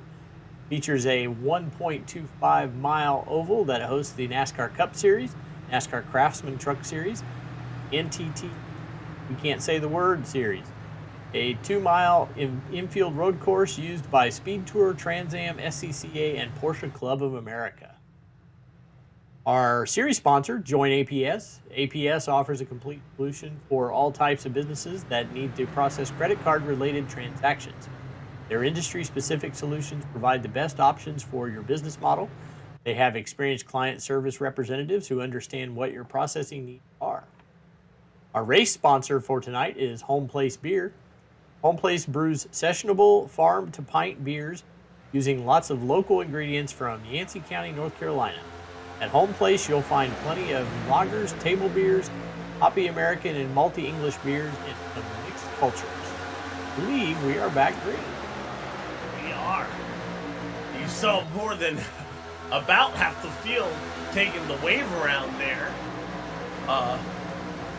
When they all had to restart the tail end of the longest line there, so that's why most of those cars are not on the outside lane here, and that's going to hurt a little bit of the momentum there. As RC Anderson, though, brought him down to green.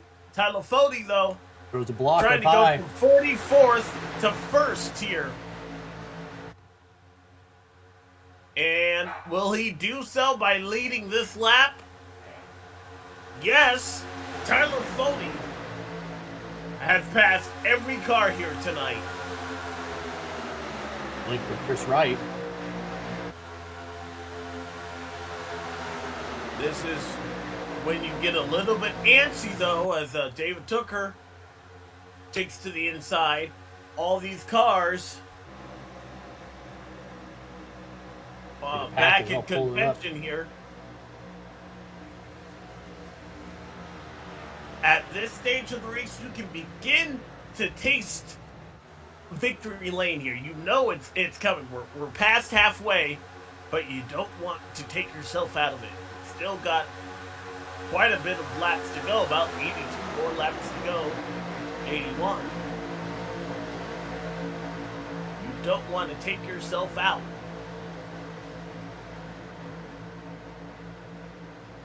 Tyler Fody, though, beginning to drop back here as we have a 4-car breakaway at the front of the field. Gerald Campbell has come up to play.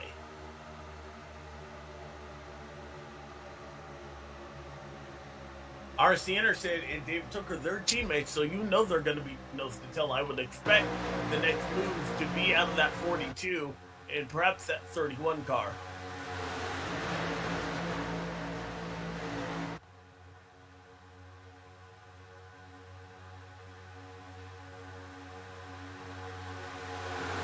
Lots of movement and shuffling mid-pack, about 5th place on back. Tyler Fody continuing to try and rally the troops in that outside lane, but I believe he needs more help, and here comes the 42 of Chris Wright to try and do so. A big run of momentum here. We saw the 42 was able to get assistance from the 40 car.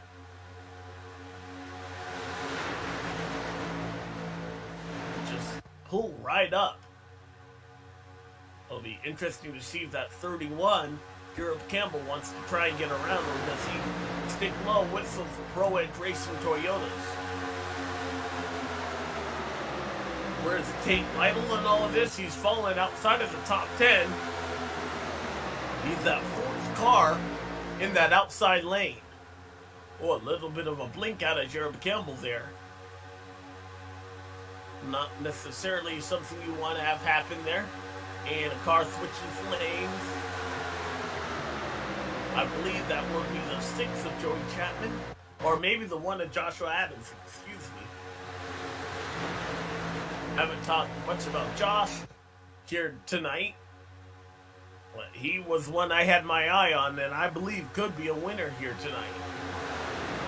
Getting ready to hand out some stage points at end of lap 130. 8 laps to go.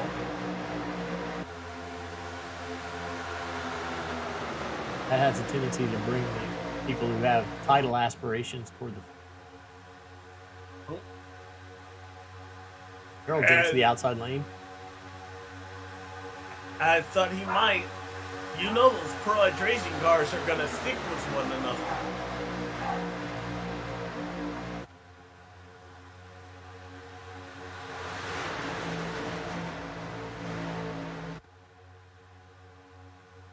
Now we're back to the pack racing.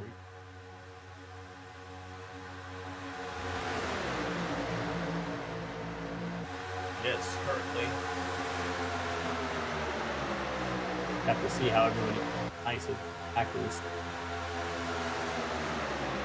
7 laps to go. Till we award those points. And Gerald Campbell doing all he can to rally the troops.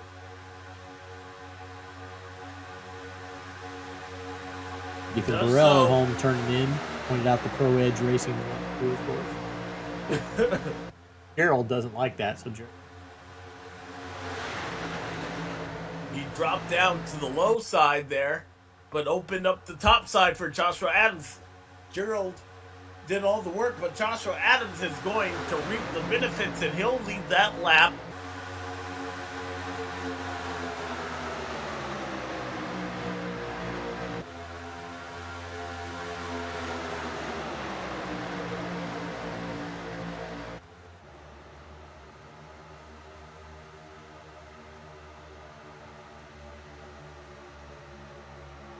David Tooker with a push on Gerald Campbell. And have we seen the last of the yellow flag here? With how they're racing, I would say no. I'd say we also have to give a shout out. We're not going to see it on the tally because Tooker should have started second, 6th, I think. But actually started on pit lane, so to be able to get back to 3rd is quite an accomplishment as well.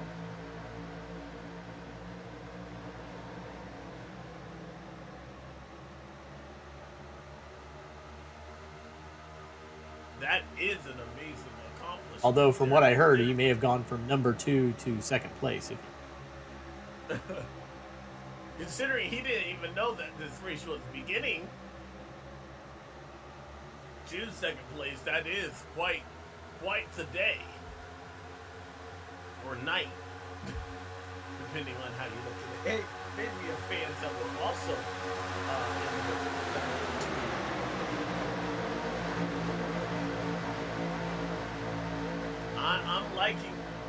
I'm putting my head bet on that one car there. The one in the 42, Chris Wright, they worked well together in their duels, and they made that outside lane work really well. Big push. Trying to use it again. Tate Lytle, of course, in driver chat, checking on when stage break is and then doing his update. 4 laps away, and it looking like this second stage point is going to be up for grabs. Any one of these drivers really their spot could win it.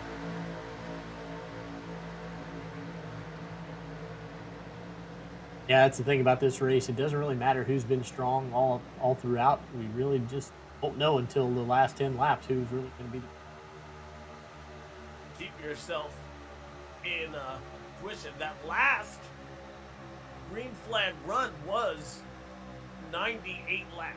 We were just 2 laps short of it being the full 100 in half race distance, but that's more than enough time to cover. We could have seen our last yellow flag. So you want to make sure you're in position here. The intensity is going to ramp up even on those final 70 or so laps.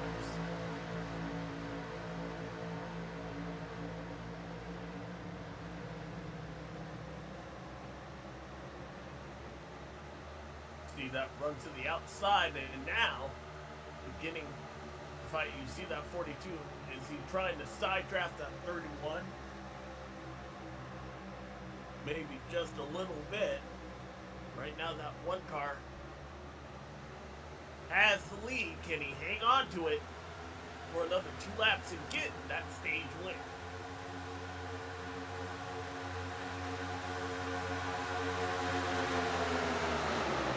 That's the settlement.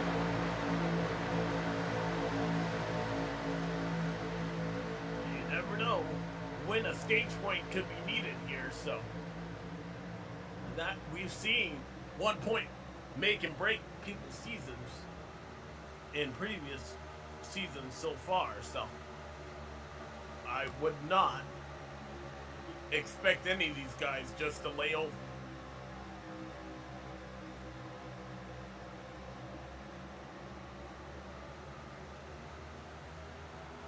Momentum still seems to be in that outside lane, but they are hanging tough on the inside here. 1 lap to go to the stage. Remember, no yellow flag. We'll still continue to carry on this race here, but this will be for the stage win. Joshua Adams on the outside. Gerald Campbell, previous champion, on the inside here. They worked their way down the backstretch for the final time. Ooh, a little bit of a shove gone wrong by the 31 and the 19. Car down low. Car. Chris Wright. Down low. 42. Chris. Oh no. Chris. Go into the one and he takes them out. Big crash going to happen. Latham Joyner in the 03 involved Joshua Clark, Tyler Fody. A crash at the front of the field. They are still stacking up.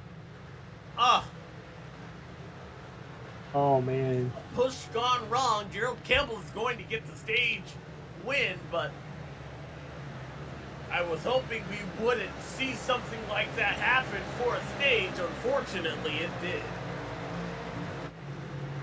Yeah, unfortunately we saw where this started.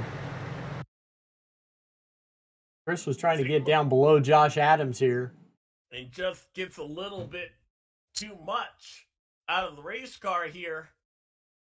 That looks like a clean pass, but the car just comes away from him right there, and he overcorrects and collecting the one car, and that's all she wrote. A lot of good cars involved in this. R.C. Anderson, the 23 Harrison Talon, Trey Holmes got a piece of the damage. Dustin Dewar trying to navigate. He can't avoid. And then you see right there Joshua Clark collecting another car. That was a big crash. At least 10 or so cars involved.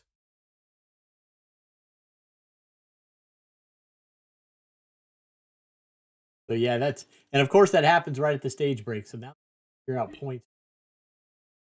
Well, we know the 31 he got the stage win, so Gerald Campbell is going to be credited with the stage win, but everybody else, that's going to be fun to have to decipher.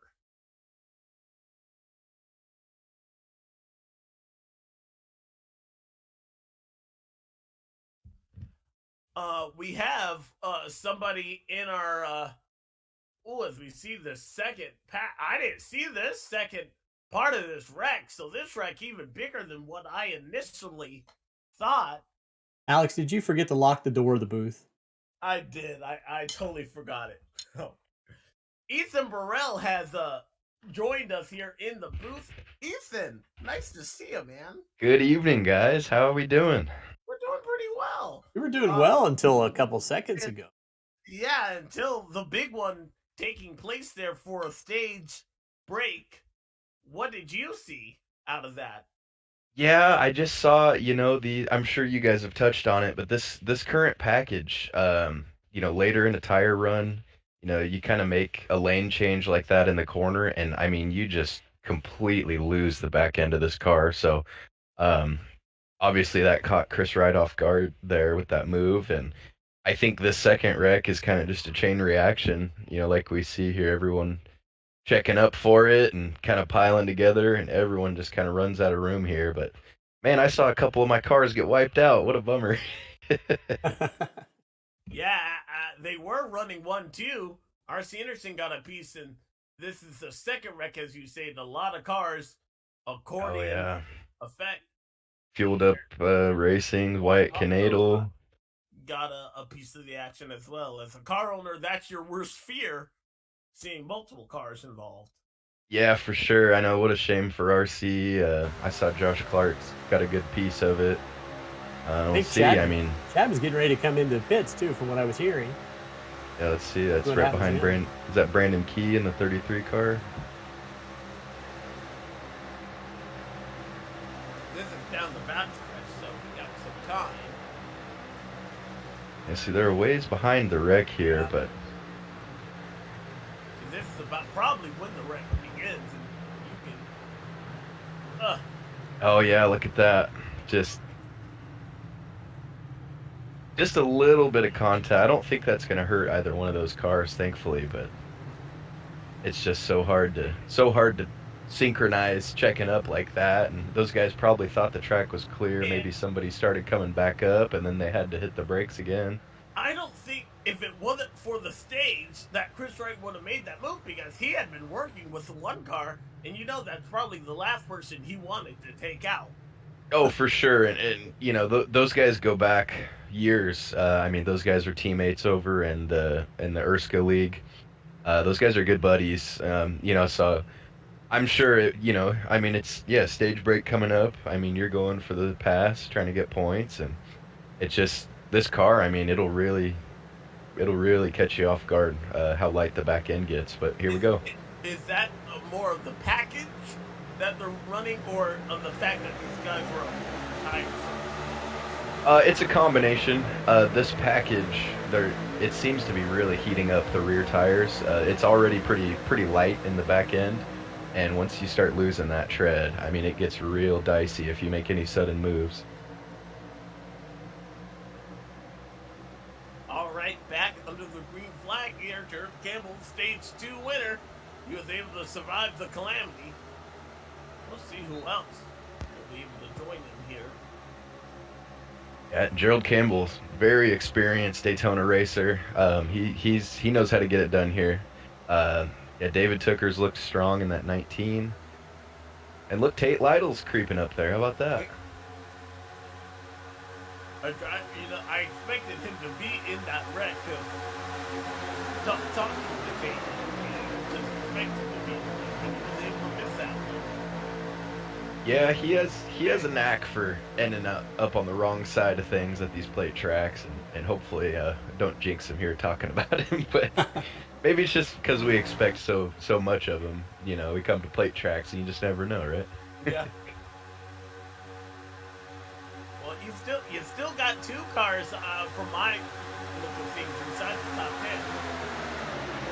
10. Yeah, David Tooker in that 19. He's been a ride or die with us for years. Matthew Weeks in the 11. He's a defending winner of this race, the 2021 A race, and I was runner-up that race, so I've been close here. I can't tell you how big of a deal this race is. Yeah, but I was sad to see that you weren't on the roster there. You had tried so hard in your duel. Yeah, it's tough, man. You really got to work the momentum in this thing, and you get kind of stuck. I was kind of stuck about 10th to 15th, and it's without splitting the middle with a bunch of help. It's really hard for these guys to get up to the front. Just endure, though. the Do Good Motorsports team. They've meant business here in Daytona week. They brought some hot rods. Us and Do are having a great run right now. They're upset. Jeff Green was the same fate as me, unfortunately, not making the show, but they got some strong cars over there. Glad you're enjoying this. Yeah, me too. It's good. I got home and I was like, man, Alex, it's just Alex and Dave. I gotta hop in. Always. I don't know how to lock them, so I'm glad you broke in. Oh, it's locked up. I think I just have privileges. Okay, is it really? Otherwise, over here, I'm like, I'm glad you mentioned that because I don't want to be blamed later on in case somebody can't make it. I tell you what, Josh Personette, he knows how to get it done here at these plate tracks. Always strong. And he saw those Pro Edge Toyotas up on the high side linking up, and he jumped right up in front of them when he got the opportunity. So look for Josh Personette to be working with these guys. You know, your friends are where you find them here at Daytona. And he knows where he's got to go to get the speed going, get up front. Look at that smiling face. He looks like a mountain man. Oh, yeah. Leading that outside lane there, and has help from Matthew Weeks, I believe, right behind him. MJ Level, couple of Pro Edge racing. That's right. One of the coolest guys down there in the garages. Just straightforward. I mean, he'll always shoot it straight with you. Awesome, humble guy. It's always fun talking with JP. So hope he does well here later stages of this race, but you never know.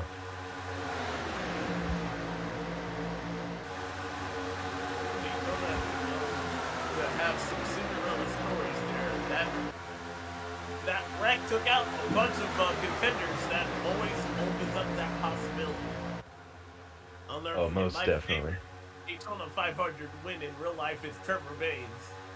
Oh yeah. You know, he hasn't done much since, but right. that was still just that story, and with that team. Yeah, that's one of the story.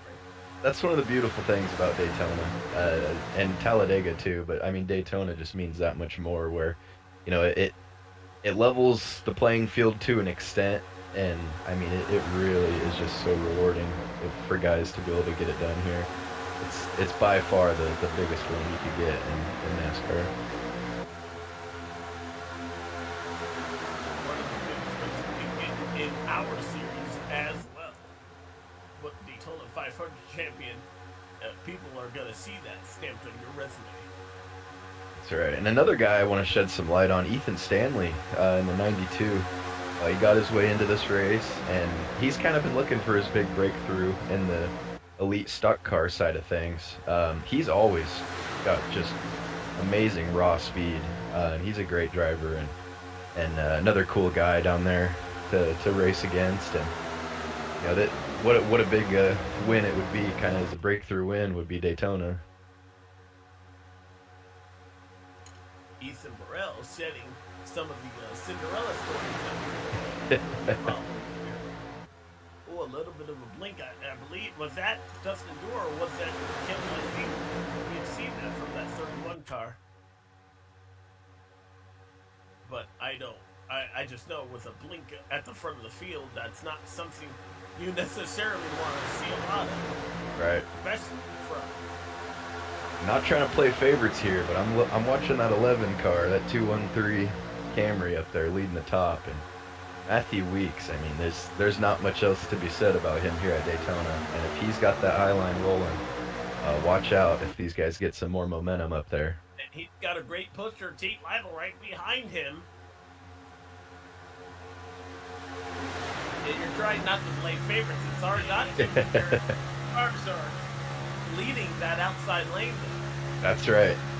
And this will be a fun view for people watching. It is so squirrely. It looks pretty smooth, kind of from the TV angles, but my goodness, in the car, you can. That's right. Yep. This package. I mean, you just lock on and you just see the car in front of you pushing side to side all over the place when you really lock onto them. And it's dicey, but it's fast. We'll see if Tate gets locked onto him there. We saw it was a 32 But you just saw the blink again.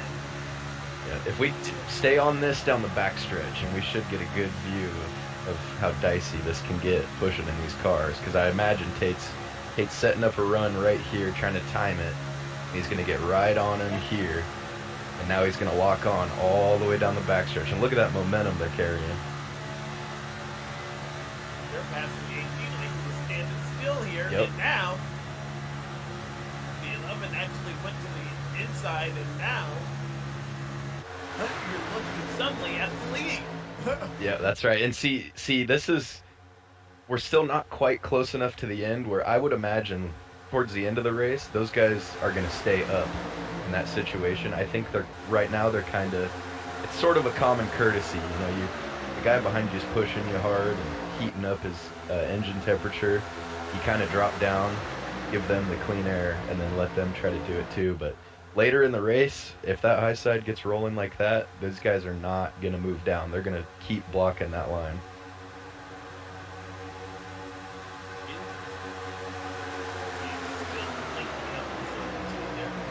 That, when you see a driver blinking, obviously he knows.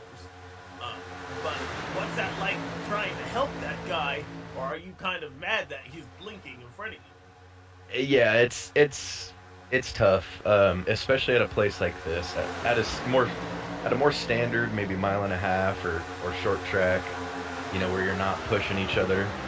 It's not so bad. You're at a place like this though, where you're reliant on the guys around you. It's so hard. I mean, you kind of just end up backing away from them and making sure that you're not going to turn them, because for every few split seconds, you don't know exactly where they're at, so you don't want to really take a risk on that. They're coming up on some lap traffic, and when they're too wide like this, that suddenly usually means they're going to be 3 wide here momentarily, and that could be really big. Are you always on the lookout for lap traffic like this as they catch a slower car there?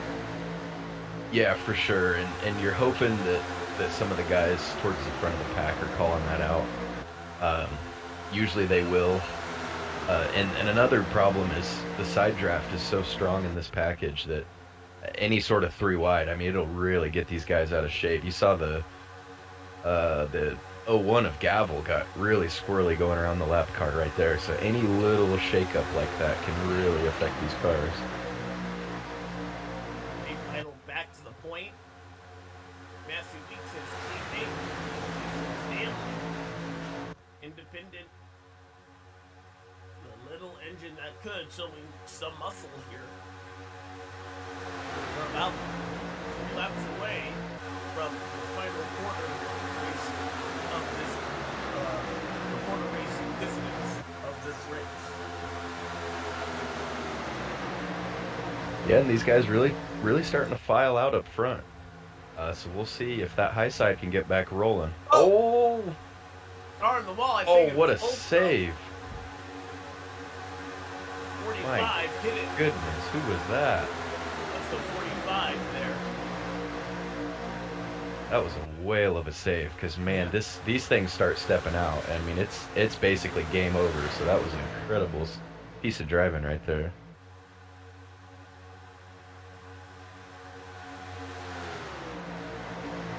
We carry on then. Stay under the green flag. We're getting to the point of the race where I think moments like that are going to become even more normalized here. And we got Gavel jumping up, trying to lead this top line. We'll see if they go with him. Yep, they're going to go with him. It's going to kind of stack him up, though. He didn't have a very good run jumping up there, so it's going to take him a couple corners to get spooled back up.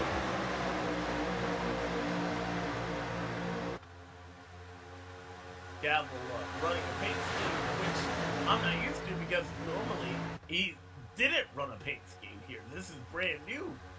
I took it upon myself to buy him a paint scheme. Stuck my name on it. Trust me, Dave, all the guys down in the garage, thank you, because, man, it was hard looking at that Crayola crayon paint job every week.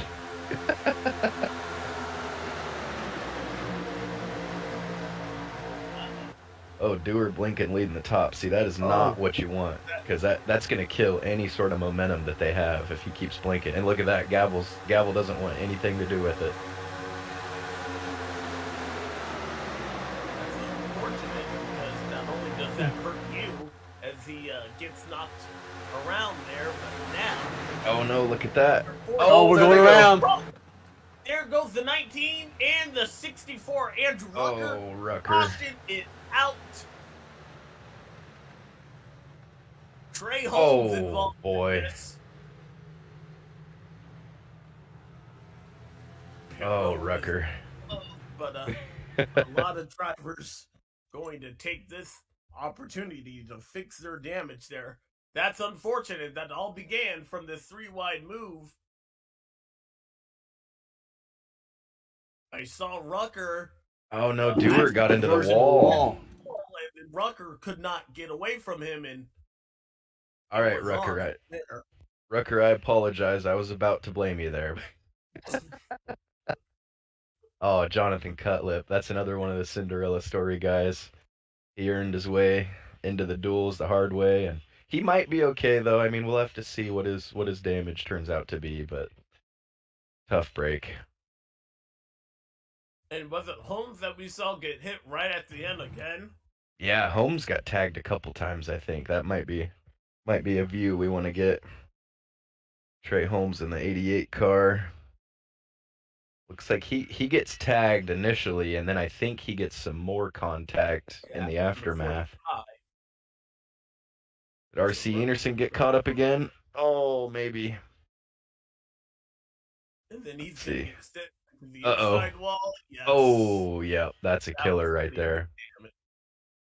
I would imagine. And then these cars are really strong, but when you hit oh no. When you hit yeah. That's what I saw at the end of the 45. Adding insult to injury right there. Yeah. I was gonna say these cars, this body is really tough, but when you hit the wheels like that, especially the way he hit, I could almost guarantee that's a broken tie rod, and that's gonna be lengthy repair for the 88, based all but knocking him out of the contention for this. Oh, two do-good machines in it. Michael Goodman. The do and the good. Talked about high hopes here tonight. Man. I was just talking them up too, man. They brought some hot rods to Daytona this week. What a shame. Hopefully they can continue on. I know it didn't look like Goodman hit that outside wall too hard. Dusty got a pretty good piece of it though. A lot of the field on pit road to repair damage. One good thing about Daytona is that it's a big track, so that's right. Some top. You get a solid minute and a half per pace lap here to make repairs, and that'll help. What's that paint scheme up 2 cars ahead of Stanley? Who's that? I haven't seen that car yet.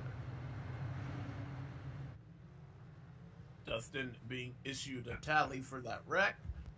Have to wonder though, was that partly him being involved with that partial of the connection issue that we saw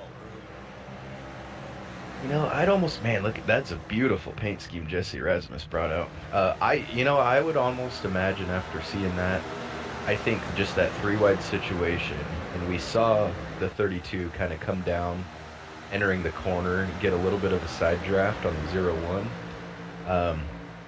With how the back end is in these cars, I would almost imagine that might have gotten Dewar a little bit sideways, and as he was kind of chasing the back of the car back up the track, I think just in turn just got a little bit too close to the fence, and it grabbed him.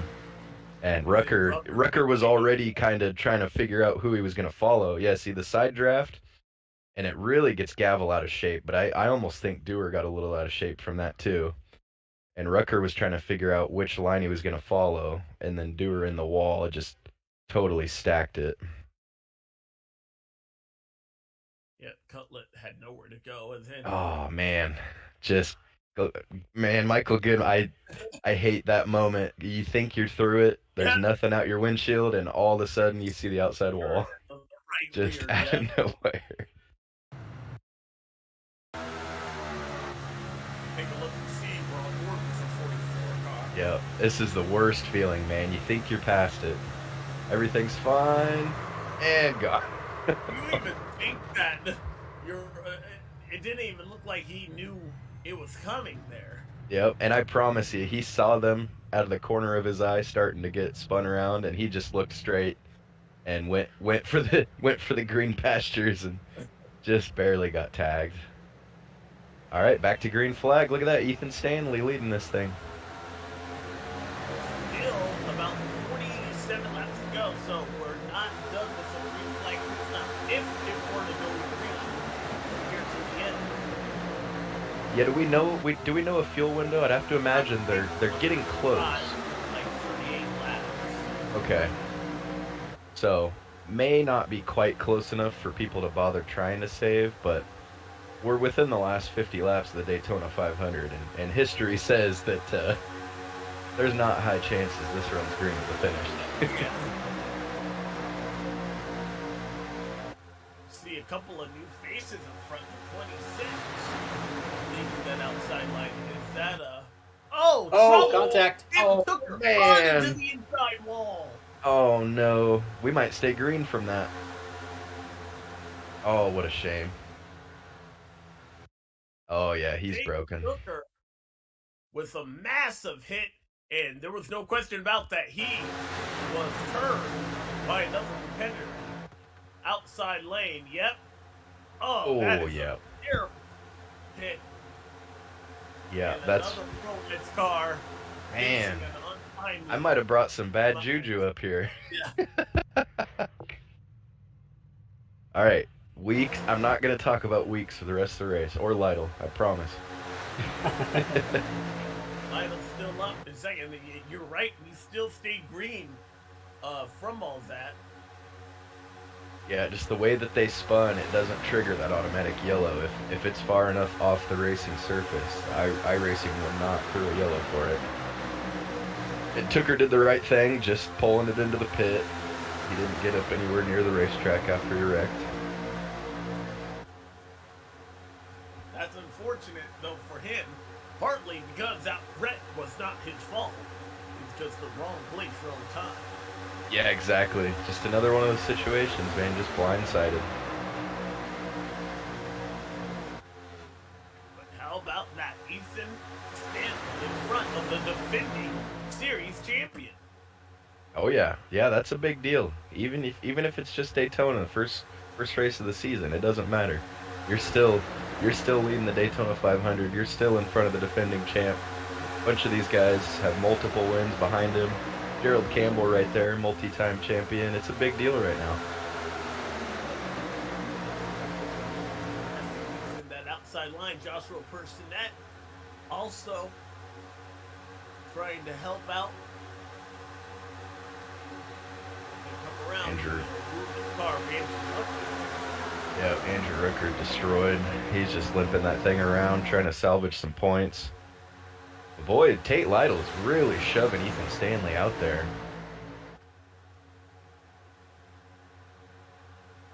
Oh man, Personette. That was a bold move jumping down to the bottom. Was that? Did he make that move? Was that conscious or? You know, I think he was so sure of the move. Initially, I didn't think it was intentional, but once he made it in line, okay, I guess he was going for that. That's what he'll say. From up here, and you guys make these moves that are like crazy. Racing incidents, and no tally there. But obviously, Tooker taking the brunt of that. He's most likely he's still on pit road there, and most likely will fall. Oh, Weeks having nothing of it. Gerald Campbell was trying to show that he wanted to go lead that top line, and Matthew Weeks is having no part of it. Let's see if it works this time. Weeks might have liked that move a little bit better than the last one. Now, one thing I'll tell you, Matthew Weeks is. I already said I wasn't going to talk about him, but here I am. One of the most skilled pushers out here. I can assure you that. So, if this high line's going to move, it's going to be right now. He's up to third. Outside from there. Look at R.C. Enerson still hanging on in there. That damage must not have been too bad. It looks like he's still able to keep pace in the pack. So, hey, he's still in it. Still in contention.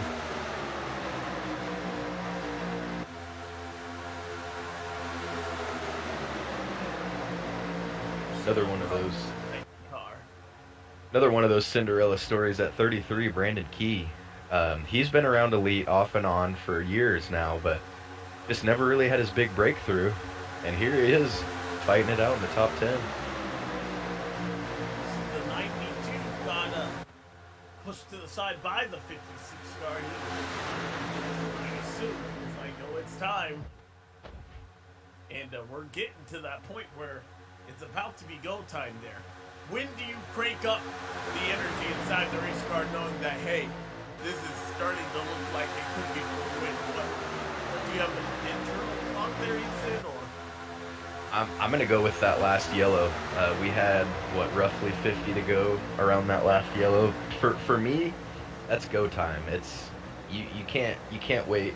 You can't wait for 10, 5 laps to go. I mean, you got to establish yourself probably 50 to 75% of the way through the race. You have to put yourself up there, and then it's all about defense. How are you going to stay up there? It's hard to get to the front, but it's even harder to stay up front.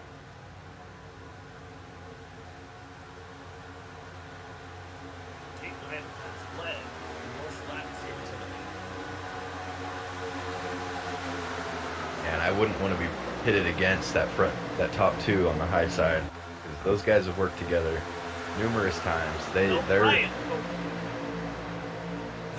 Yep, exactly.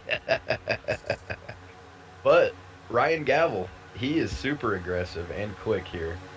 He knows how to get it done. Now he's pushing the outside line, so these guys might find that they jump down a little prematurely with Ryan Gavel kind of powering up that high side. Some of these cars you would think were wounded by that last accident that we just had. Yeah, Jonathan Cutlip. In the wall, and you're right, Jonathan Cutlip also inside the top 5. Weren't those cars just wrecked in our latest caution? That's right. Yeah, it's like I was saying, the body of these cars are a lot more solid, but as long as you don't hit any of the mechanical pieces of the car. Oh, the Ford gets a little loose. He's going to bail out. He had to drop because he was blinking. Ah, blinking warning. Okay. Oh, boy. So the 22 and 56 have to negotiate some territory right there. Yeah.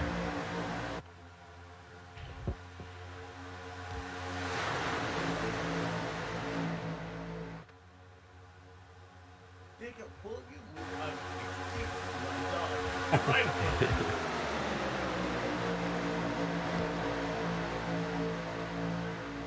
22 gonna change lanes as well as the 5. Look at that. This is for the lead. Jonathan Cutlip. Underdog Jonathan Cutlip went out and won his duel. Look at him now. Tonight, trying to get to the point. At one point was one lap down. Yep, that fueled up racing number 5 machine, Jonathan Cutlip, earned his way in the duel. Now he's leading the Daytona 500. And he's got his teammate close by, Justin Vandermeer's working his way up there. He'll do so. He'll get a lap led there. That outside line beginning to fall apart just a little bit. This is a whole run. And look who's creeping back up into the picture. He will not go away here. Josh Adams in that number 1 car. I was just thinking the same thing there. Yep, he got tagged earlier, and here he is. Thought he may have had that stage 2 win in the bag until one corner too late. But he's inside the top 10 in the 9th position. And that car doesn't look heavily damaged. Look at this, really single filing out here.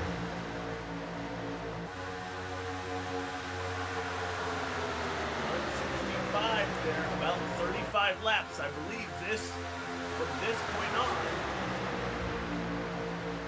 on, anybody can make it. I wonder if we're seeing single file because people are going to try and get the pit road here. Yeah, I'd be willing to bet. Yeah, it's definitely open, and I'd be willing to bet these guys are really starting to think about that.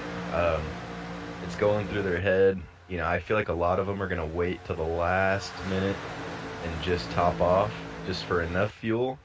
But we'll see. We'll see what these guys do. Oh, might have had someone diving down back there. We did.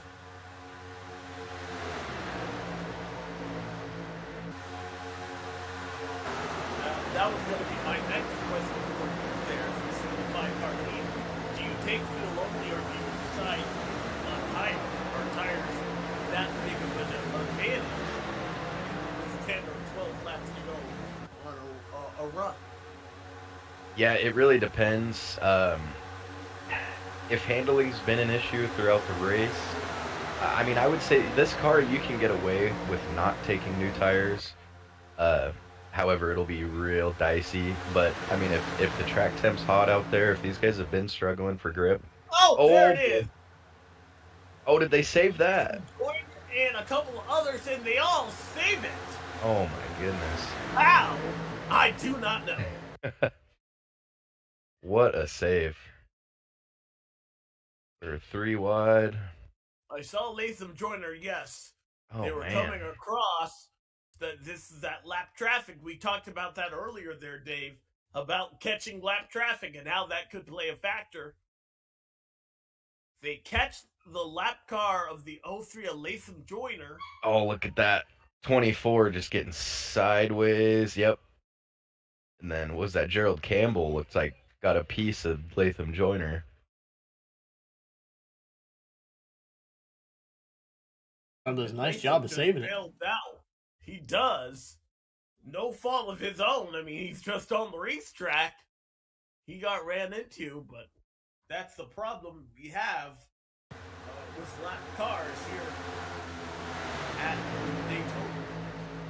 That's championship driver right there. 2-time Cup Series champ, Gerald Campbell.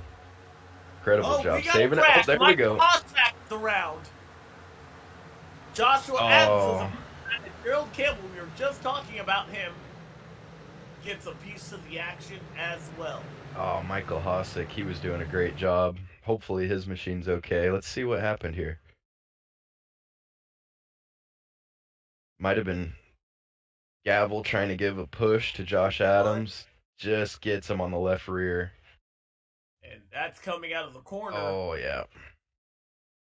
Yeah, this time the 01 is not going to... yeah, I think that 24 is going to be hurt. Oh, big hit, Gerald Campbell.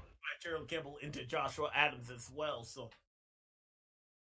This caution will put everybody into their fuel window, though, so it should take running to the finish on the green flag, with the green flag pit stop, should take it out of the equation. Yeah, and this is where the race begins. They're all good on fuel. They don't have to worry about pitting anymore. It's go time. If it wasn't already go time, it's definitely go time now. If it wasn't already. I thought it was go time already here. See, I would have been going with about 50 to go, but I mean, that might be why I'll get a top 5 one season and then finish 35th the next in this race. You just never know. Oh. Jonathan Cutlett, though, the leader, well, he retained the lead on pit road. Yeah, and Alex, I'd have to imagine here, these guys got 30 to go. They're taking 4 tires, filling the tank, and they're just going to race it out. A little bit of a shootout here. I don't know, that 30 to go, though, there's still enough time to make a mistake. Oh, definitely. 100%.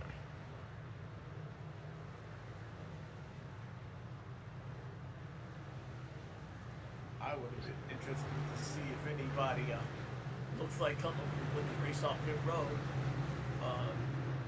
If anybody wants to take just fuel only and try to get a track position there. Yeah, I'm sure some might have, but it just depends. Like I said, if they've been struggling with grip, it might be a death sentence. And it looks like for the most part, we all kind of stuck to the same strategy there. But shout out to Dave, the sweet pit exit camera. That's awesome. All right, well, I don't know about you two, but I'm going to save my breath for this next 30 laps here. So we'll be right back. Don't go anywhere. You're watching the Homeplace Brew 500.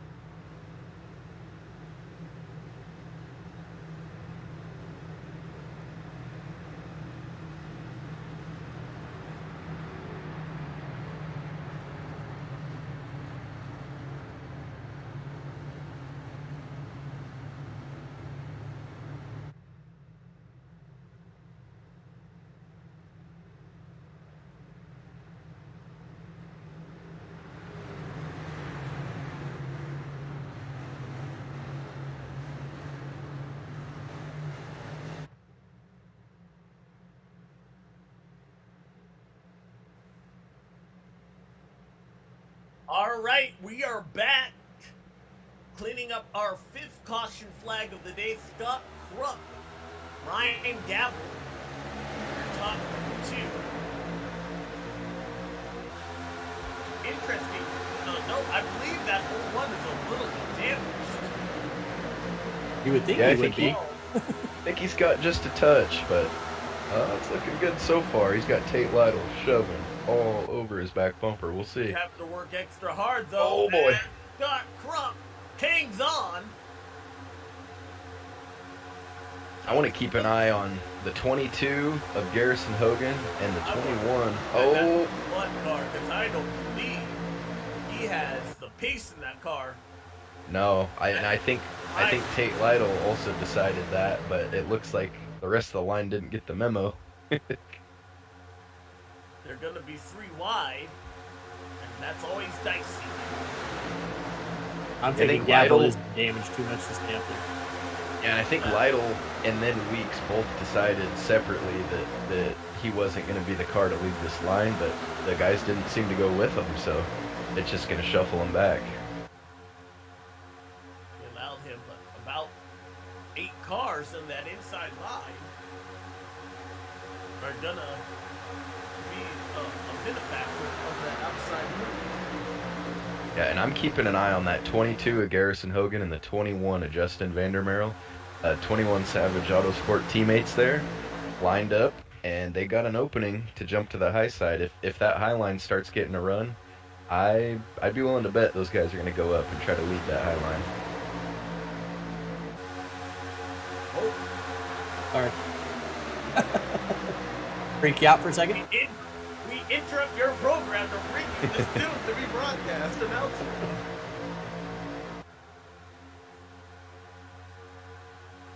See here, now we got Brandon Key leading that top line. Look at Matthew Weeks trying to make a third line. That's not going to work. no. Uh-oh. Round on the back stretch there. Will that trigger a yellow? Don't think it's going to. I don't know if anyone spun all the way around. Oh, Michael Goodman. Again. Oh, what a Wrong shame. place, wrong time. If it weren't for bad luck, that 44 car might have no luck. Man, poor Michael Goodman, man. He's just been getting blindsided all race. Yep. Shit. How? He just gets knocked out. Same situation that we saw with Tooker. That's right. It's The other vehicle came away all right because Michael Goodman kind of helped save him. Yeah. But in turn, all that inertia went through the 44. He did a well Definitely. job to keep it off the wall. Definitely missed the apex on the backstretch chicane. That I can't imagine was a fun ride. Hopefully for him, he gets yellow soon.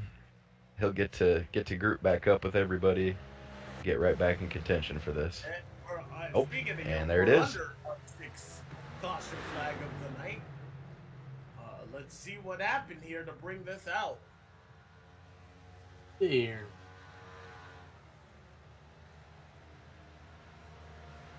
We went 100, almost 100 laps, caution free. Yep, Now too many. Caution after caution after caution. Everyone decided it was go time, Alex. Uh-oh. Frankenfield and Rucker. Oh, dear. Oh, yeah. You know, as much as I want to blame the 15 on that one, I got to put that on the 64 kind of as a slower lap vehicle not being very predictable. Yeah. That's always in that situation, I know console racing, but don't make me guess where you're going to go. Yeah, that's exactly right. Especially here. I mean, like you see him coming up the track. Frankenfield thinks he's going to go up all the way, and they both go back down at the same time. Oh, and what a shame for the 26. Innocent bystander there. Yes. Although Karma, if you remember, it was the 26 that knocked out the 19, so. Yep, there you go. The 19 might not be so upset about that one. But Rucker might be retired here for the night. I don't know how many laps down, but he was definitely going to be a lap down.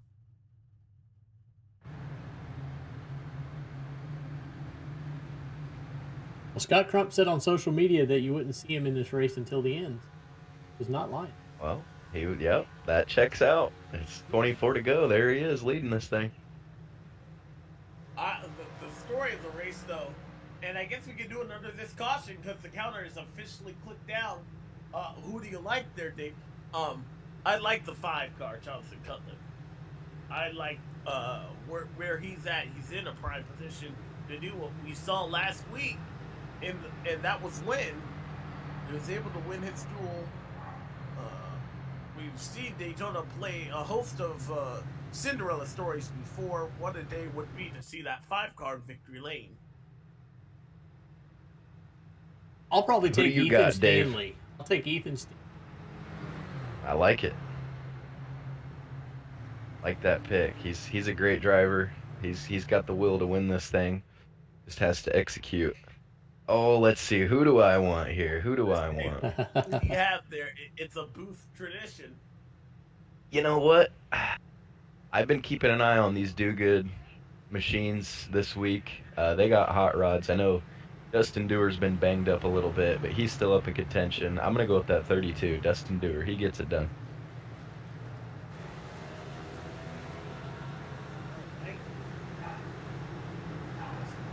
Provided that excellent national race that we enforced earlier tonight. When did you No, unfortunately, I missed it. I'll have to go back and watch, but hopefully he comes through and was able to sing before the race, and maybe he'll be singing a victory lane at the end.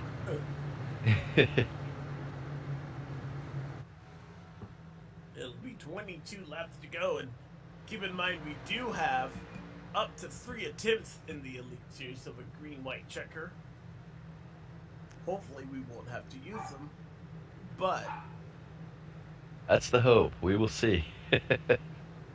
You know, to complement your pick, Alex, that number 5, Jonathan Cutlip, he's got some teammates pretty close by making their way up here. He's got Harrison Talon in the 23 and 6th. He's got Wyatt Knadel in the 84 car in 10th. Those guys know their way around here. Also, Josh Personette, 13th. So that Field Up Racing stable is, usually Daytona, your teammates are dwindling throughout the race, but these guys are looking solid right now. They got a lot of cars in contention. Oh, my apologies, Mountain Man for Personette.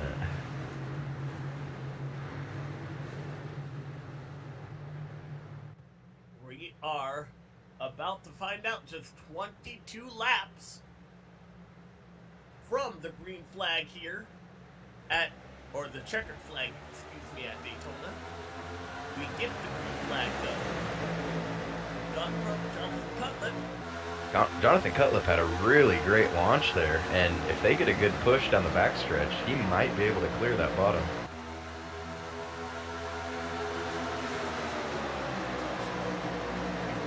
There, but they're able to stay connected. I'm with you there, Ethan. It might be enough. Oh, here comes a push from the 21 of Vandermeerl. That high side's getting rolling here. They look a little shaky, but they're moving.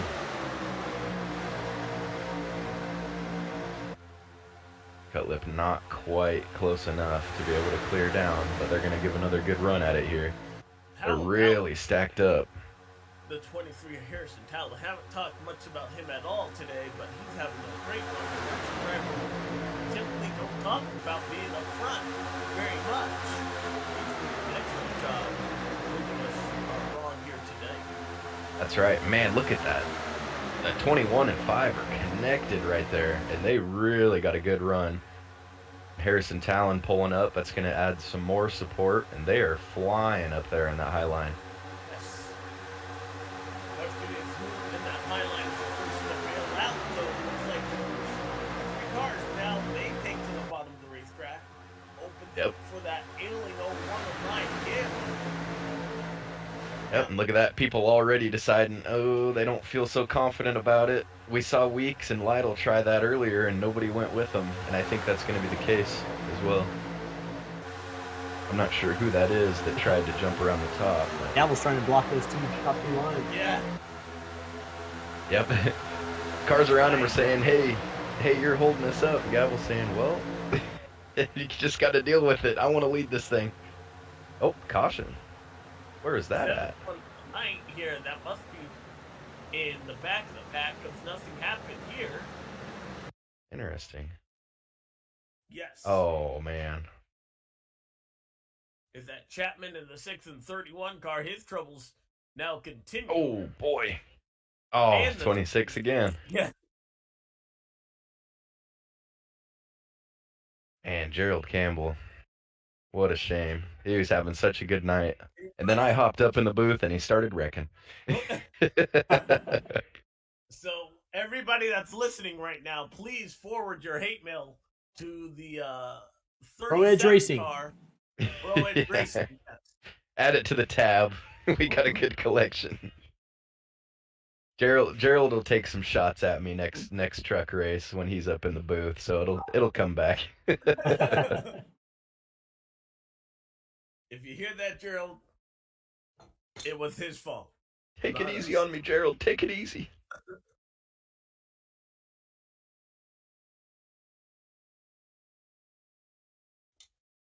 Well, now we're in the teens. I tell you what, these guys are amped right now. I mean, it's getting real. They're seeing the end in sight, so we're gonna just see more and more aggression here. I have questions about this suit. Campbell was soup. it promise soup? Campbell soup. Campbell soup. Oh my goodness. Oh, I didn't even know that. His Twitter name is Aggressive Soup. I did not even catch that. That is great. He You're had not a Campbell's alone, livery Alex. for a while too. The Campbell Soup livery. You are not alone, Alex. I also did not catch that. I love it. I love it. I Joe. have imparted wisdom on you. Day is complete. All right, let's see what these guys do now. Jonathan and Justin, the top two right here, really good buddies.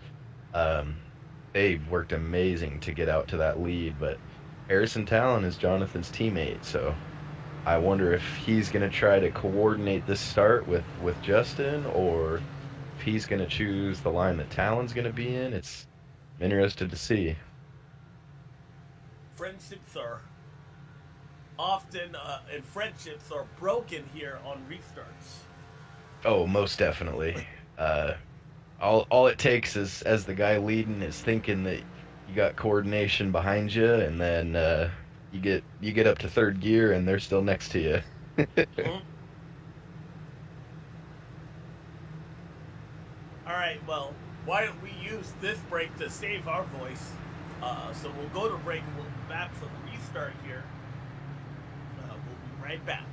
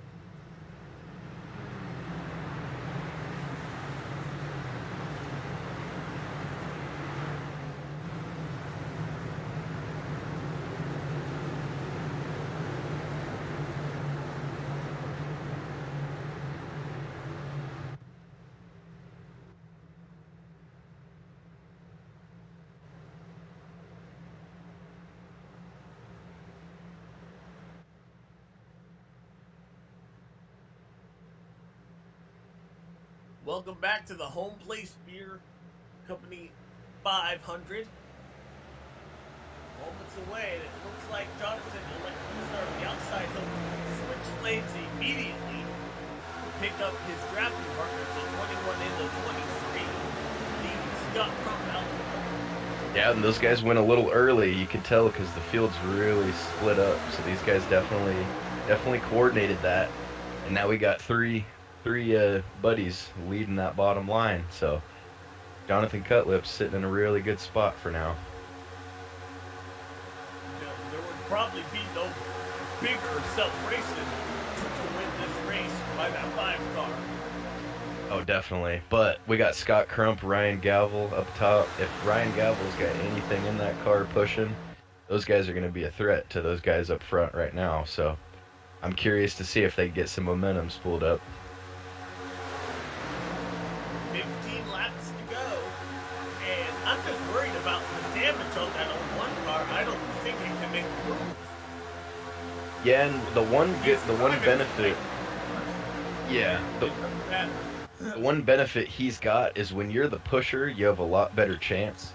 It's really bad when you're leading in the clean air that it really shows how off pace you are. But look at that, Tate Lytle trying to make something happen back there, trying to make it 3 wide up high.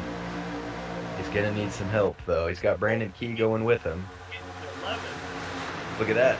He found a teammate, RC Enerson, up there. Now RC does have some damage, but look at that. We got Matthew Weeks up there as well.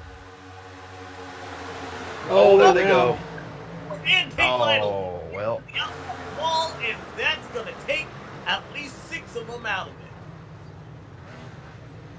Oh. Sounds like Tate just got a little sideways trying to make that move and just hooked the 32. The 32 and the 56 making contact here. Keep an eye on that in the middle of your screen. Oh, man, that's a little bit of net code, but that's one of those cases where you're 3 wide, the guy that you're pushing. Trial. Yeah, As well. the guy you're pushing starts to move down a little bit too low, and he's clear, and you're kind of naturally following him, and all of a sudden you're hitting the guy on your inside. Man, what a shame for those guys. I feel for the 56 car because this seems to be his story every time. Oh, we yeah. come to Daytona. But yeah, I would say that was a little bit of net code there. Yeah, a little bit of net code. I think he hits him anyways. It would be as severe as what we've seen, but yeah, and they do label that on the 56, and I think that's the right call. I mean, he's just following the 50, and 50 moves down, and 56 follows, and just doesn't have enough room. I'm curious to see who else got caught up in that a little further back.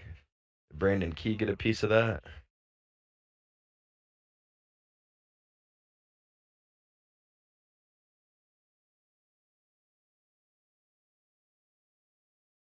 Oh, yeah. Yep. 33, 13, 32, 44. That beautiful number 70 gets in that hard.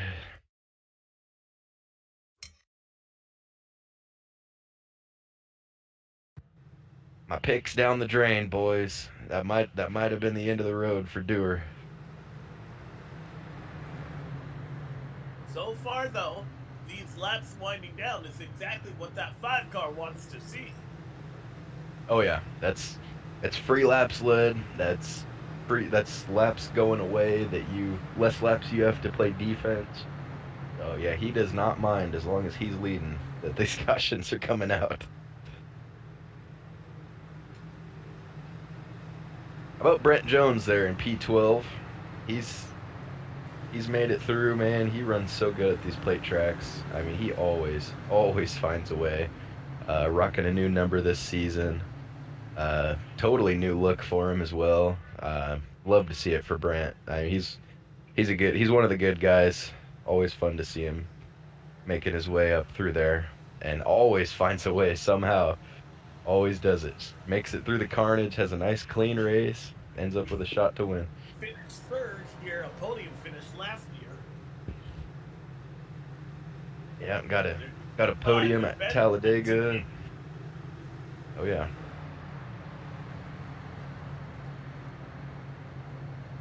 What do you think Jonathan Cutler is feeling though inside the race car? Oh, he's how terrified. Do you calm yourself down for a moment like this? Oh, you can't. There's just you gotta find that switch and flip it on. It just, I mean, once the green drops, it's so hard to explain. But I mean, under these cautions are grueling because you're just thinking of all the scenarios. You know, we get down 12 laps to go. You're starting to think of, you know, the winner's circle, doing burnouts, doing an interview, and kind of take a step back and think, okay, we still got to finish this thing, still got to figure it out. So I mean, he's amped up right now. He's a rookie in the series, so that just adds to it. Yeah, he's going through the motions right now. I trust you. He trusts that. Piloting the familiar number 5 car that's driven by Kyle Larson in real life. It's no stranger to championship holders. That's right. And the way he's starting this season so far with the dual win, leading the 500 with coming to 10 laps to go, it's looking like a good start so far, I'll tell you that. This is it, man. I'm starting to get chills up in the booth. The moment that we've come to see, we've been, I don't know how long this broadcast has been, but it's got to be every bit of almost 2.5 hours. We're getting down. Just got word from Gavel, it is definitely go time. He said he better either get to the front or get a virtual airlift to Halifax, so it is on. Oh my goodness! A virtual airlift. If it was not time for Gavel previously, it is down to it now.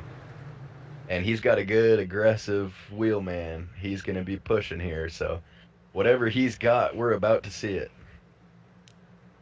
Well, the 5 car has his buddies, the 21 and the 23, right behind him. They get to the Geico restart zone. Yeah, they muffed that start a little bit, but it looks like they're going to get out okay, though. That high line's already linked up good.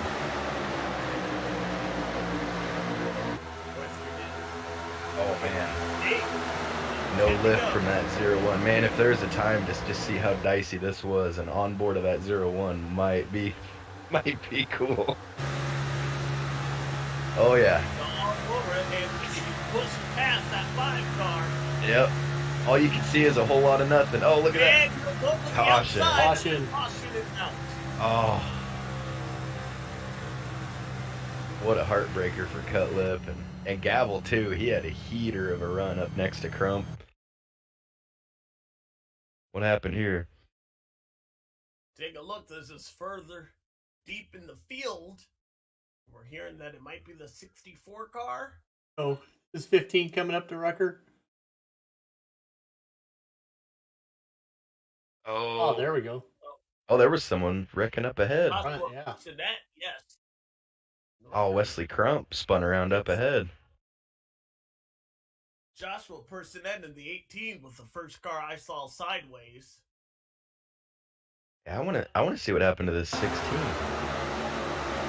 Did he try to shoot the middle here, maybe? Oh, huge 22. stack up.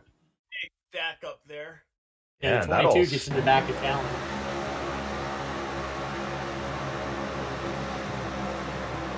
Man, that was a huge accordion effect.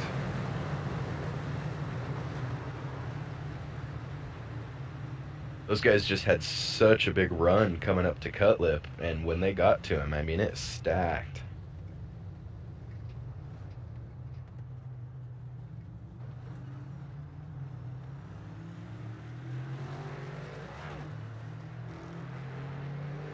Well, Alex, it's that time of the race. That it is. Got Ruck trying to break some parts here. And just once it comes down to this, I mean, a move like what Gavel did with that massive push on Crump. He didn't end up in the virtual airlift that time, and got Crump ended up in the lead because of it. So could be a potential race-winning move just from that push. Single digits. That's what we are down to here in this Daytona 500.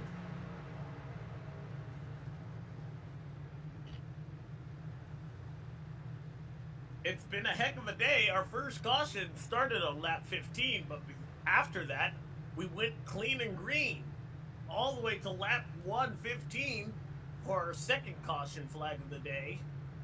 And then we've had a rash of what seems like yellow fever ever since. Yeah, and you know what? Some of those guys must have been deciding it was go time about 1:15. I've been hearing it's go time. I feel like since the drop of the green flag.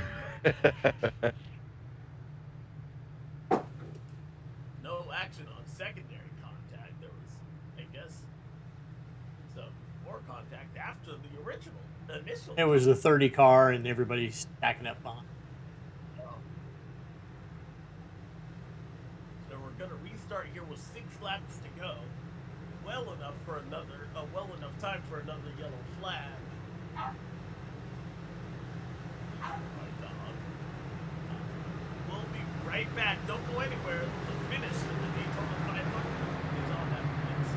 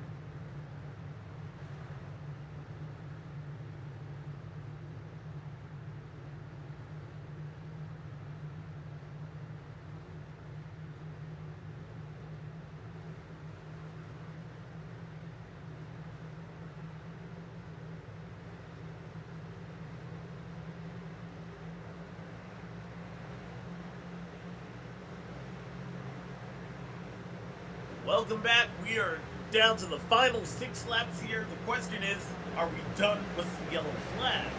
That remains to be seen. The green flag now back out. Oh, Cutlip got a great launch, but he doesn't have any help. No, Looks like Crump's committed to working with Gavel here. He's gonna drop down in front of Gavel. We'll see. Is Gavel committed to working with Crump? Looks like for the time being he is, but he thought about it. I'd be willing to bet he jumps up to try to block that 5 car. There it is. There you go. Oh, into the wall. Keep it together, boys. Keep it together. No more track up there. And here comes Ryan Gavel on the outside. They're 3 wide for second place on back. Look at Justin Vandermeer in the middle. Now we're going to run 3 wide. Oh boy, here we go. Jonathan Cutlip. You're gonna. The winner's about to come from 20th. Cutlip on the top. Gavel in the middle. Scott Crump on the bottom. Look at the run. RC Anderson. What a push from RC Anderson. That's Pro Edge power right there, baby. They're wrecking on the back stretch. Got 1 car heading toward the inside wall. If they stay down there, we should stay green. And here comes Brent. Trouble. Matthew Weeks gets turned. And around they go. Look at Brent Jones, boys. P3. He strikes again. Big crash. Matthew Weeks was the first one I saw that got turned, and then it was on from there. But we knew with how they were racing, I knew that was going to happen. I'm surprised it took that long, Alex. See a big push in the middle. Oh, just the 01's getting a little out of shape. Oh, yeah, just barely. Gets clipped. Scott Crump goes around. Ryan Gavel's into it. Ryan Canadal. Ethan Stanley. And boys, we might need to ride on board with that 42 machine. Was that Chris Wright? Yeah, he might have gotten all the way through that. Let's take a look. We're on board with the 42 car. Let's see what the big one looks like at Daytona down the backstretch. Oh, he did get a piece. Oh, Oh, he got a couple got big pieces. He definitely got a piece. He at least got the side, and maybe the entree. Robert Hill collecting It was a another on Cane's the 3-piece outside. meal. Oh, yeah. Looked good afterward. This will take us to our first attempt at a green-white checker. Did Talon get through there? How about Talon? Oh, he's looking good. Oh, he Oh did. boy! Okay, there's our onboard. There's our onboard boys. Harrison Talon. Wow. That was pretty amazing there. I think he clipped somebody a little bit with the right front, but other than that, man. Every car that's in front of him is involved in this wreck.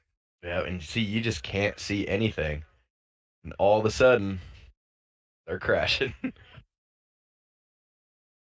Oh my god. Oh, he looks good. Wow.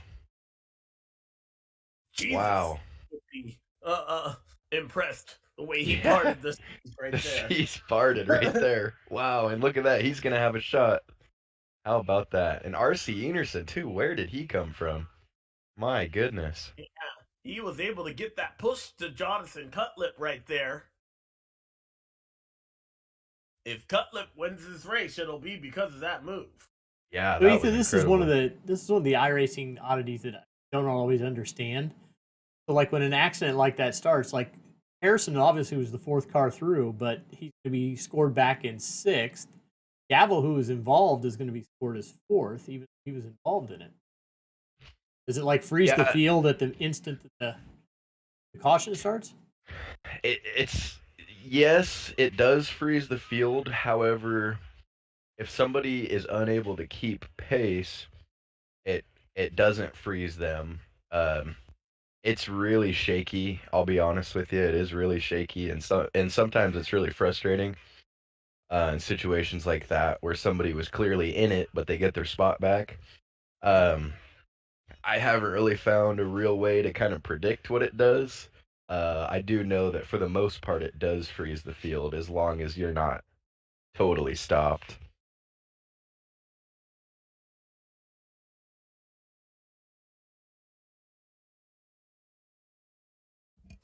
All right, well, Chris Wright, while up we to seven. clean up our second biggest crash of the day,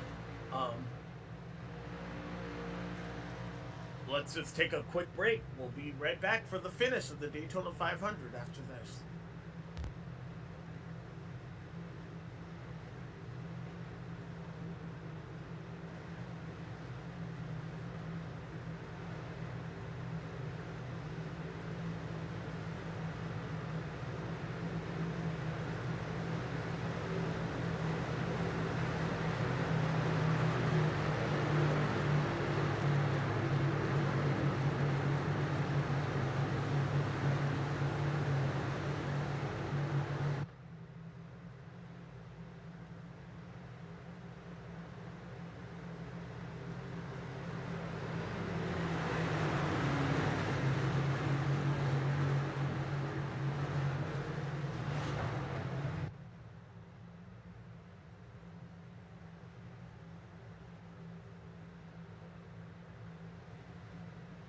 All right, our first attempt at a green-white checker to decide the 2023 Season A Daytona 500 champion.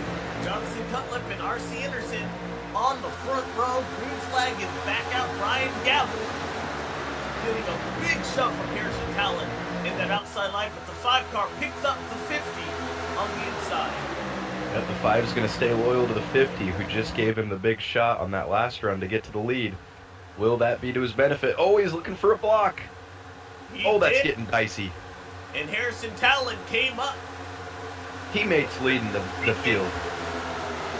Across the start finish line, and that will give us an official race. Boys, we got 2 team cars leading this thing, and we got 2 team cars trailing. Harrison Talon in position to win the biggest race of his life. Here they come, white flags in the air for the Daytona 500. They have made it. Now Oh, we're they crashing. crash! They crash! Who gets to the wreck to Harrison Hogan. Line. There's Cutlip in the Robert 5. Hill. He's still there. Robert Hill's leading this Oh, thing. go Robert. Big push from Cutlip. Will they hang on? Oh, he saved it. He did, but he allowed the 22 of Hogan Look to at Brent get by. Jones. Brent Jones all over the back of him. Garrison Hogan, Brent Jones, Ryan Gable. Who's going to get it? Last year, will he finish second or perhaps even better this year? Brent Jones to the outside. Here comes Gable. Look at Cutlip with the run. At the line, it's going to be Hogan. He'll get it done in the Daytona 500. Oh my goodness. Jonathan Cutlip comes up second. R.C. Enerson third. Wow, what a wild last lap. I did not have the 22 at all in my go-to. What a job. Well done for the 22 of Hogan. Just got word, if we get a chance, it sounds like the 25 had a really cool onboard of the last lap. I'm not sure what happened, but he all of a sudden is in 6th, so something crazy must have happened. Yeah. What a job by Garrison Hogan, wow. Let's see what the 25 saw. They were It must have been before this, I bet. Must have been from that big crash. What turned Harrison Talon, because he looked like he was in prime position. He took the white flag as the leader. Oh my goodness. Wow, let's get that on board.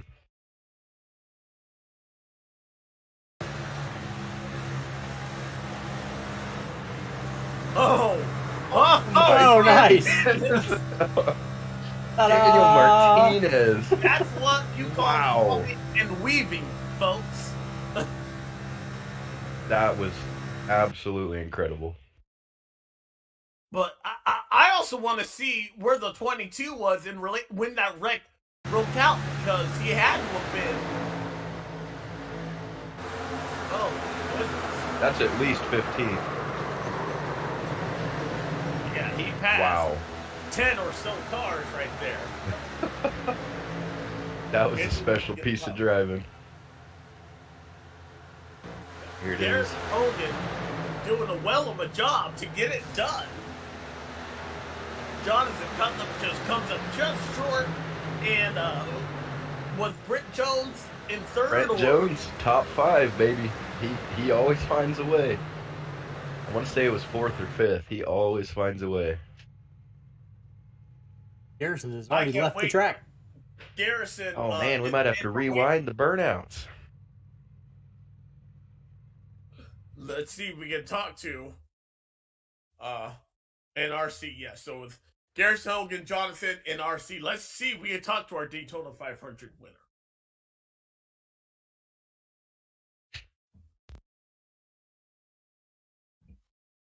Garrison Hogan, you are the Daytona 500 winner. Walk us through that last lap and how you got the biggest win of your career. Man, that was crazy, right? I mean, come on, man. That was crazy, right? Dog, I don't know where to start. I thought my race was over, honestly. Like, made so many mistakes, dude. Like, speeding on pit road, going all the way to the back, coming back to the front, and then that last, set of 20 laps, I was just praying to get a run, and I got stuck on the bottom. But man, that second to last lap, I don't know what happened. I just, switched my brain off, and I was like, gotta get to the top. Found a hole up top, and then the wreck happens coming through the tri-oval, and I'm like, I'm not gonna lift. So I didn't lift, and we just ended up having to side drive some teammates. And I don't know, it took me looking in the mirror a lot, pretty much down the back stretch, a lot of lifting and making sure that I wasn't too far in front of Brent. But hey, I made the one block coming off of 4, and that was enough. But damn, man, that was a hell of a win. That was great. And I'm streaming on Twitch, so I'm glad a lot of people got to see it. If they didn't, I mean, you can go back and watch it from my point of view. That is so cool. And I'll be honest, it took us by surprise. I didn't even notice you were there until you were there. Yeah, man. I was leading at the beginning of the race, and I'm like, oh, we're cruising. We're having a nice time up here, just watching for each other and doing everything great, and man, it got chaotic through the middle of the race. But at the end, that was like crazy. 2 lap shootout. I already knew it was going to be something where you had to make an erratic move or you had to avoid a big wreck. And I avoided the big wreck before the last restart. And then on the last restart, got lucky again and avoided that one. So I just happened to come out with the lucky horseshoe. Well, Yeah, for sure. And Garrison, what a show, man. I got to watch the last 50 laps or so, but I don't really know what else to say. But wow, I mean, we kind of wrote you off as kind of just being there, being close, kind of like a push support guy. And I mean, just what does it mean though to after a run like that? You kind of think that okay, maybe it's out of the picture, and then the seas part. I mean, what's it feel like to win this thing, man? Man, I don't even know where to start. Because, like, I've won races, right? Like, I have a Coke 600 on my record. I have Road to Pro wins on my record, But winning the 500 in here was something I wanted to do. Then that was the main reason for signing up for the Cup races. Um, and also run a couple of races, obviously. But to put my name on the trophy, the virtual trophy here as a Daytona 500 winner in Elite, that will stand out in a lot of places. So I'm glad to get that win. It's a pretty nuts win that just happened right there. Hey, well, awesome job, dude. Huge win. Daytona 500 champion. We'll let you go ahead and get your shout outs in, man, before you go back to celebrating. Yeah, and it was just amazing, man, to share that moment with John right there. I don't know if a lot of people know, but JD Designs on my car, he put his name on the car and put himself out there as a big designer for everything that I'm doing. FTF, Road to Pro, here in Elite, like, man, I'm just happy to get a win for a long time friend right there, and everybody, Ethan, even you, like, we've been together for years on PlayStation and everything, so I just come out here to have fun with you guys and to give back a little bit too, like, it's good to be in a league, it's good to do some good things to bring a name in here that some people will recognize. It brings a little bit more attention, so glad to do that. I don't know, man, Pro Edge and Fur, we all work together, so thank everybody in that chat too. They do a great job at these plate races working together and did another good job tonight. So that's pretty much it for me. well, congratulations there. The Cinderella story that we didn't see coming, but that's Daytona for you. Congratulations, Garrison. You're the winner of the first race of 2023 season A. Thank you. I appreciate it. Have a good night, fellas. You too, man. Let's see if we can get our second place, and oh so close, but still a great story there. Jonathan Cutlip, you brought it home in second. What did you need to get the win here tonight? Maybe just a little bit more luck. But honestly, after the race that I had tonight, I'll take a second place finish with a chance to win. I never expected that 100 laps in. But yeah, we saw that you at one point you were a lap down. You were the first car a lap down. You got the lucky dog and you were able to battle back there. But once you were able to get up front, I think you were involved in one more wreck, but you didn't heavily damage the car. Then RC Anderson gave you a big push and a assist on one of those last restarts there. Oh yeah. Again, it comes down to friends, and they were huge again tonight. I couldn't thank RC enough at the end there.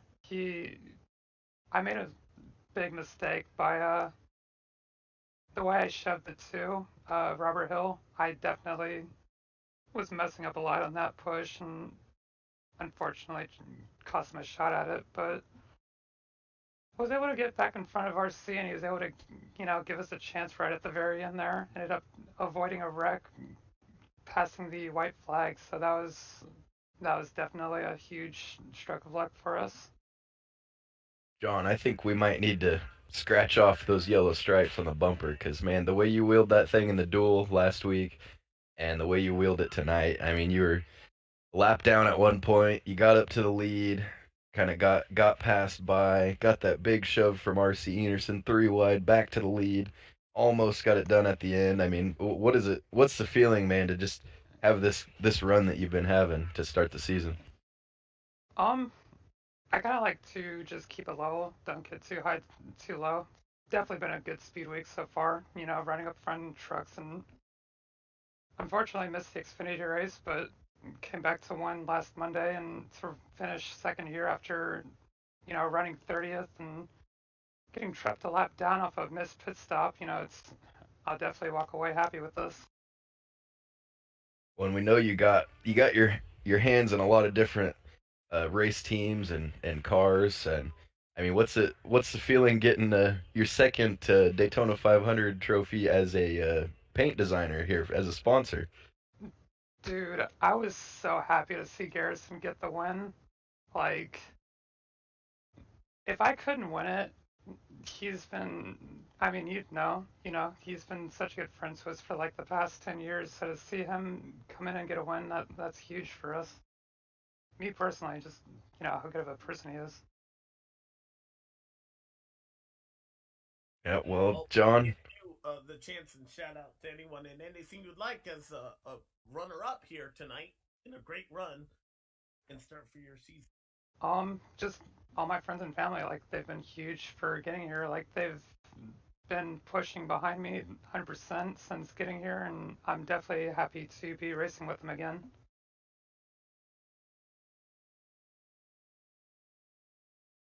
Alrighty, sorry about that. I automatically turn off my mic to make sure that I don't. My dog does it, and I started talking, and I realized I had to turn on my. But congratulations there, Jonathan. Always good to talk to you, man. Yeah, I'm so happy to get to talk to you again, Alex. It's been too long. I was heavily rooting for you. Yeah, thanks. Alrighty. Jonathan's going to walk away in second place here. That leaves us our last, but certainly not least, podium finisher, RC Anderson. RC, it's Alex up in the booth. You got a copy? Yes, I do. You had some major runs. You were working well with the 5 car. Walk us through your night in getting a podium finish. I mean, that was pretty crazy. I'm wishing we just went green when me and Tate and Fody were just pushing each other. Things were easy. And then, of course, you know how plate racing goes. The caution comes out, and then it gets crazy for the last 50 laps. It was pretty nuts. I think the reason that we were even in the position we were in is just because it's really good to have a lot of good teammates with you. That's what puts you in the right position when you're working with the right people, especially in this car with all the side drafting, how crazy the runs are. It's when you're working with the right people, it makes things so much easier. And John, he does all of our schemes, so it's we always work with him, and he's been up front. Apparently, he's been winning a bunch. I missed Monday night, and I guess I missed a really good race. Yeah, no, it was crazy. I didn't think I was in it after the first incident. I had like a minute of damage, went back out, felt like I had a little bit of a parachute on me. I had full power, but I just felt like I wasn't there. Got involved in the next incident, pitted with no damage on my car, which I was baffled by, and then just kind of just you got to pick the right lane with the right people, and it gets you to the front. Yeah, RC, I was gonna say it. You had those incidents. You were kind of hanging around towards the back of that lead group, and then I mean, all of a sudden you're trying to make that third line work. Had that incident, you squeaked through, and then I mean, just tell me about that heater of a run you and Jonathan had, kind of getting him shoved back out to the front. I mean, how huge was that? And also, heck yeah, for carrying the banner for Pro Edge, man. We were all looking so good with about 50 to go, and you made it through. So good job there. But yeah, just tell me about that run you and John put together to get back up there.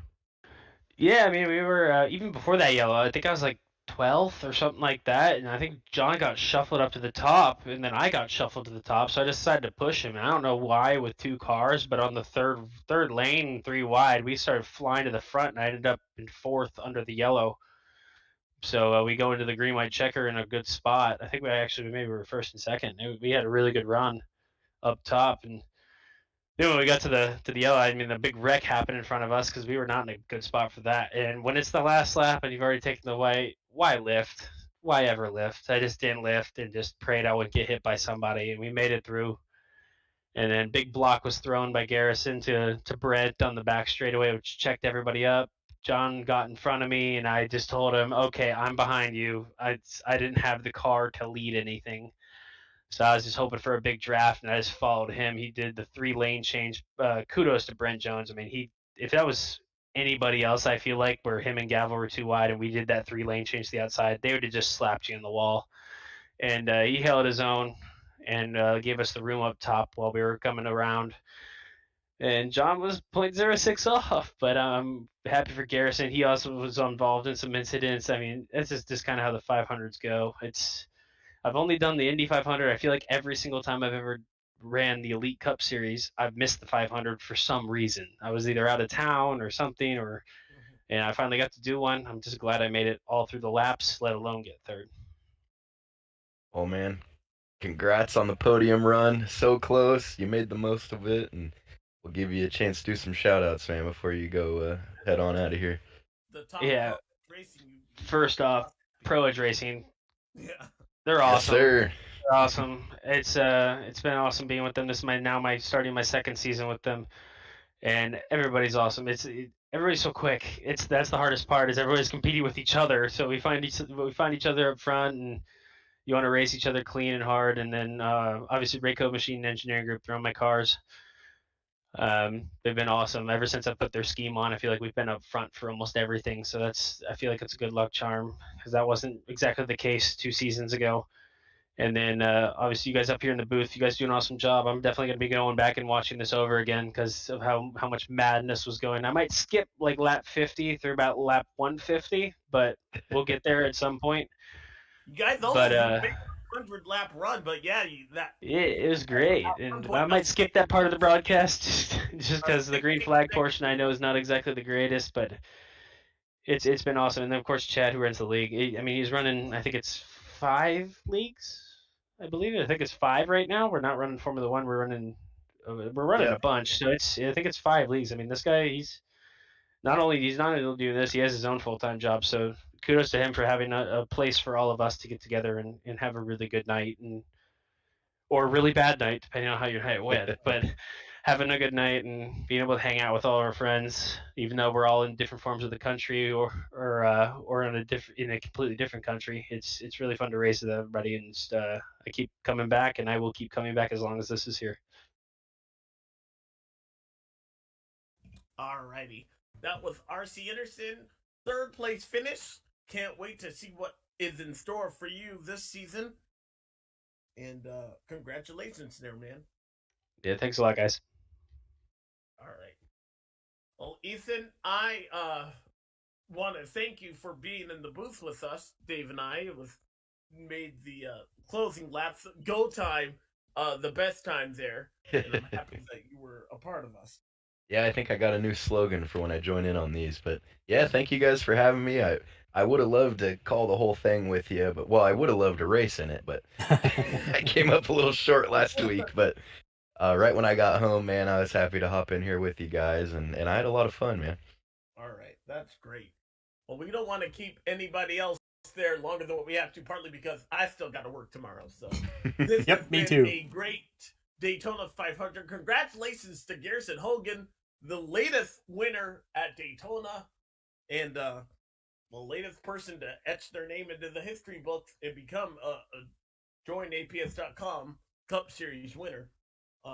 Thank you to all of our sponsors, Homeplace Brew Company, entitling tonight's Daytona 500. And so long. We'll see you guys next week at Kentucky, beginning at 8:30 Eastern Standard Time. So long.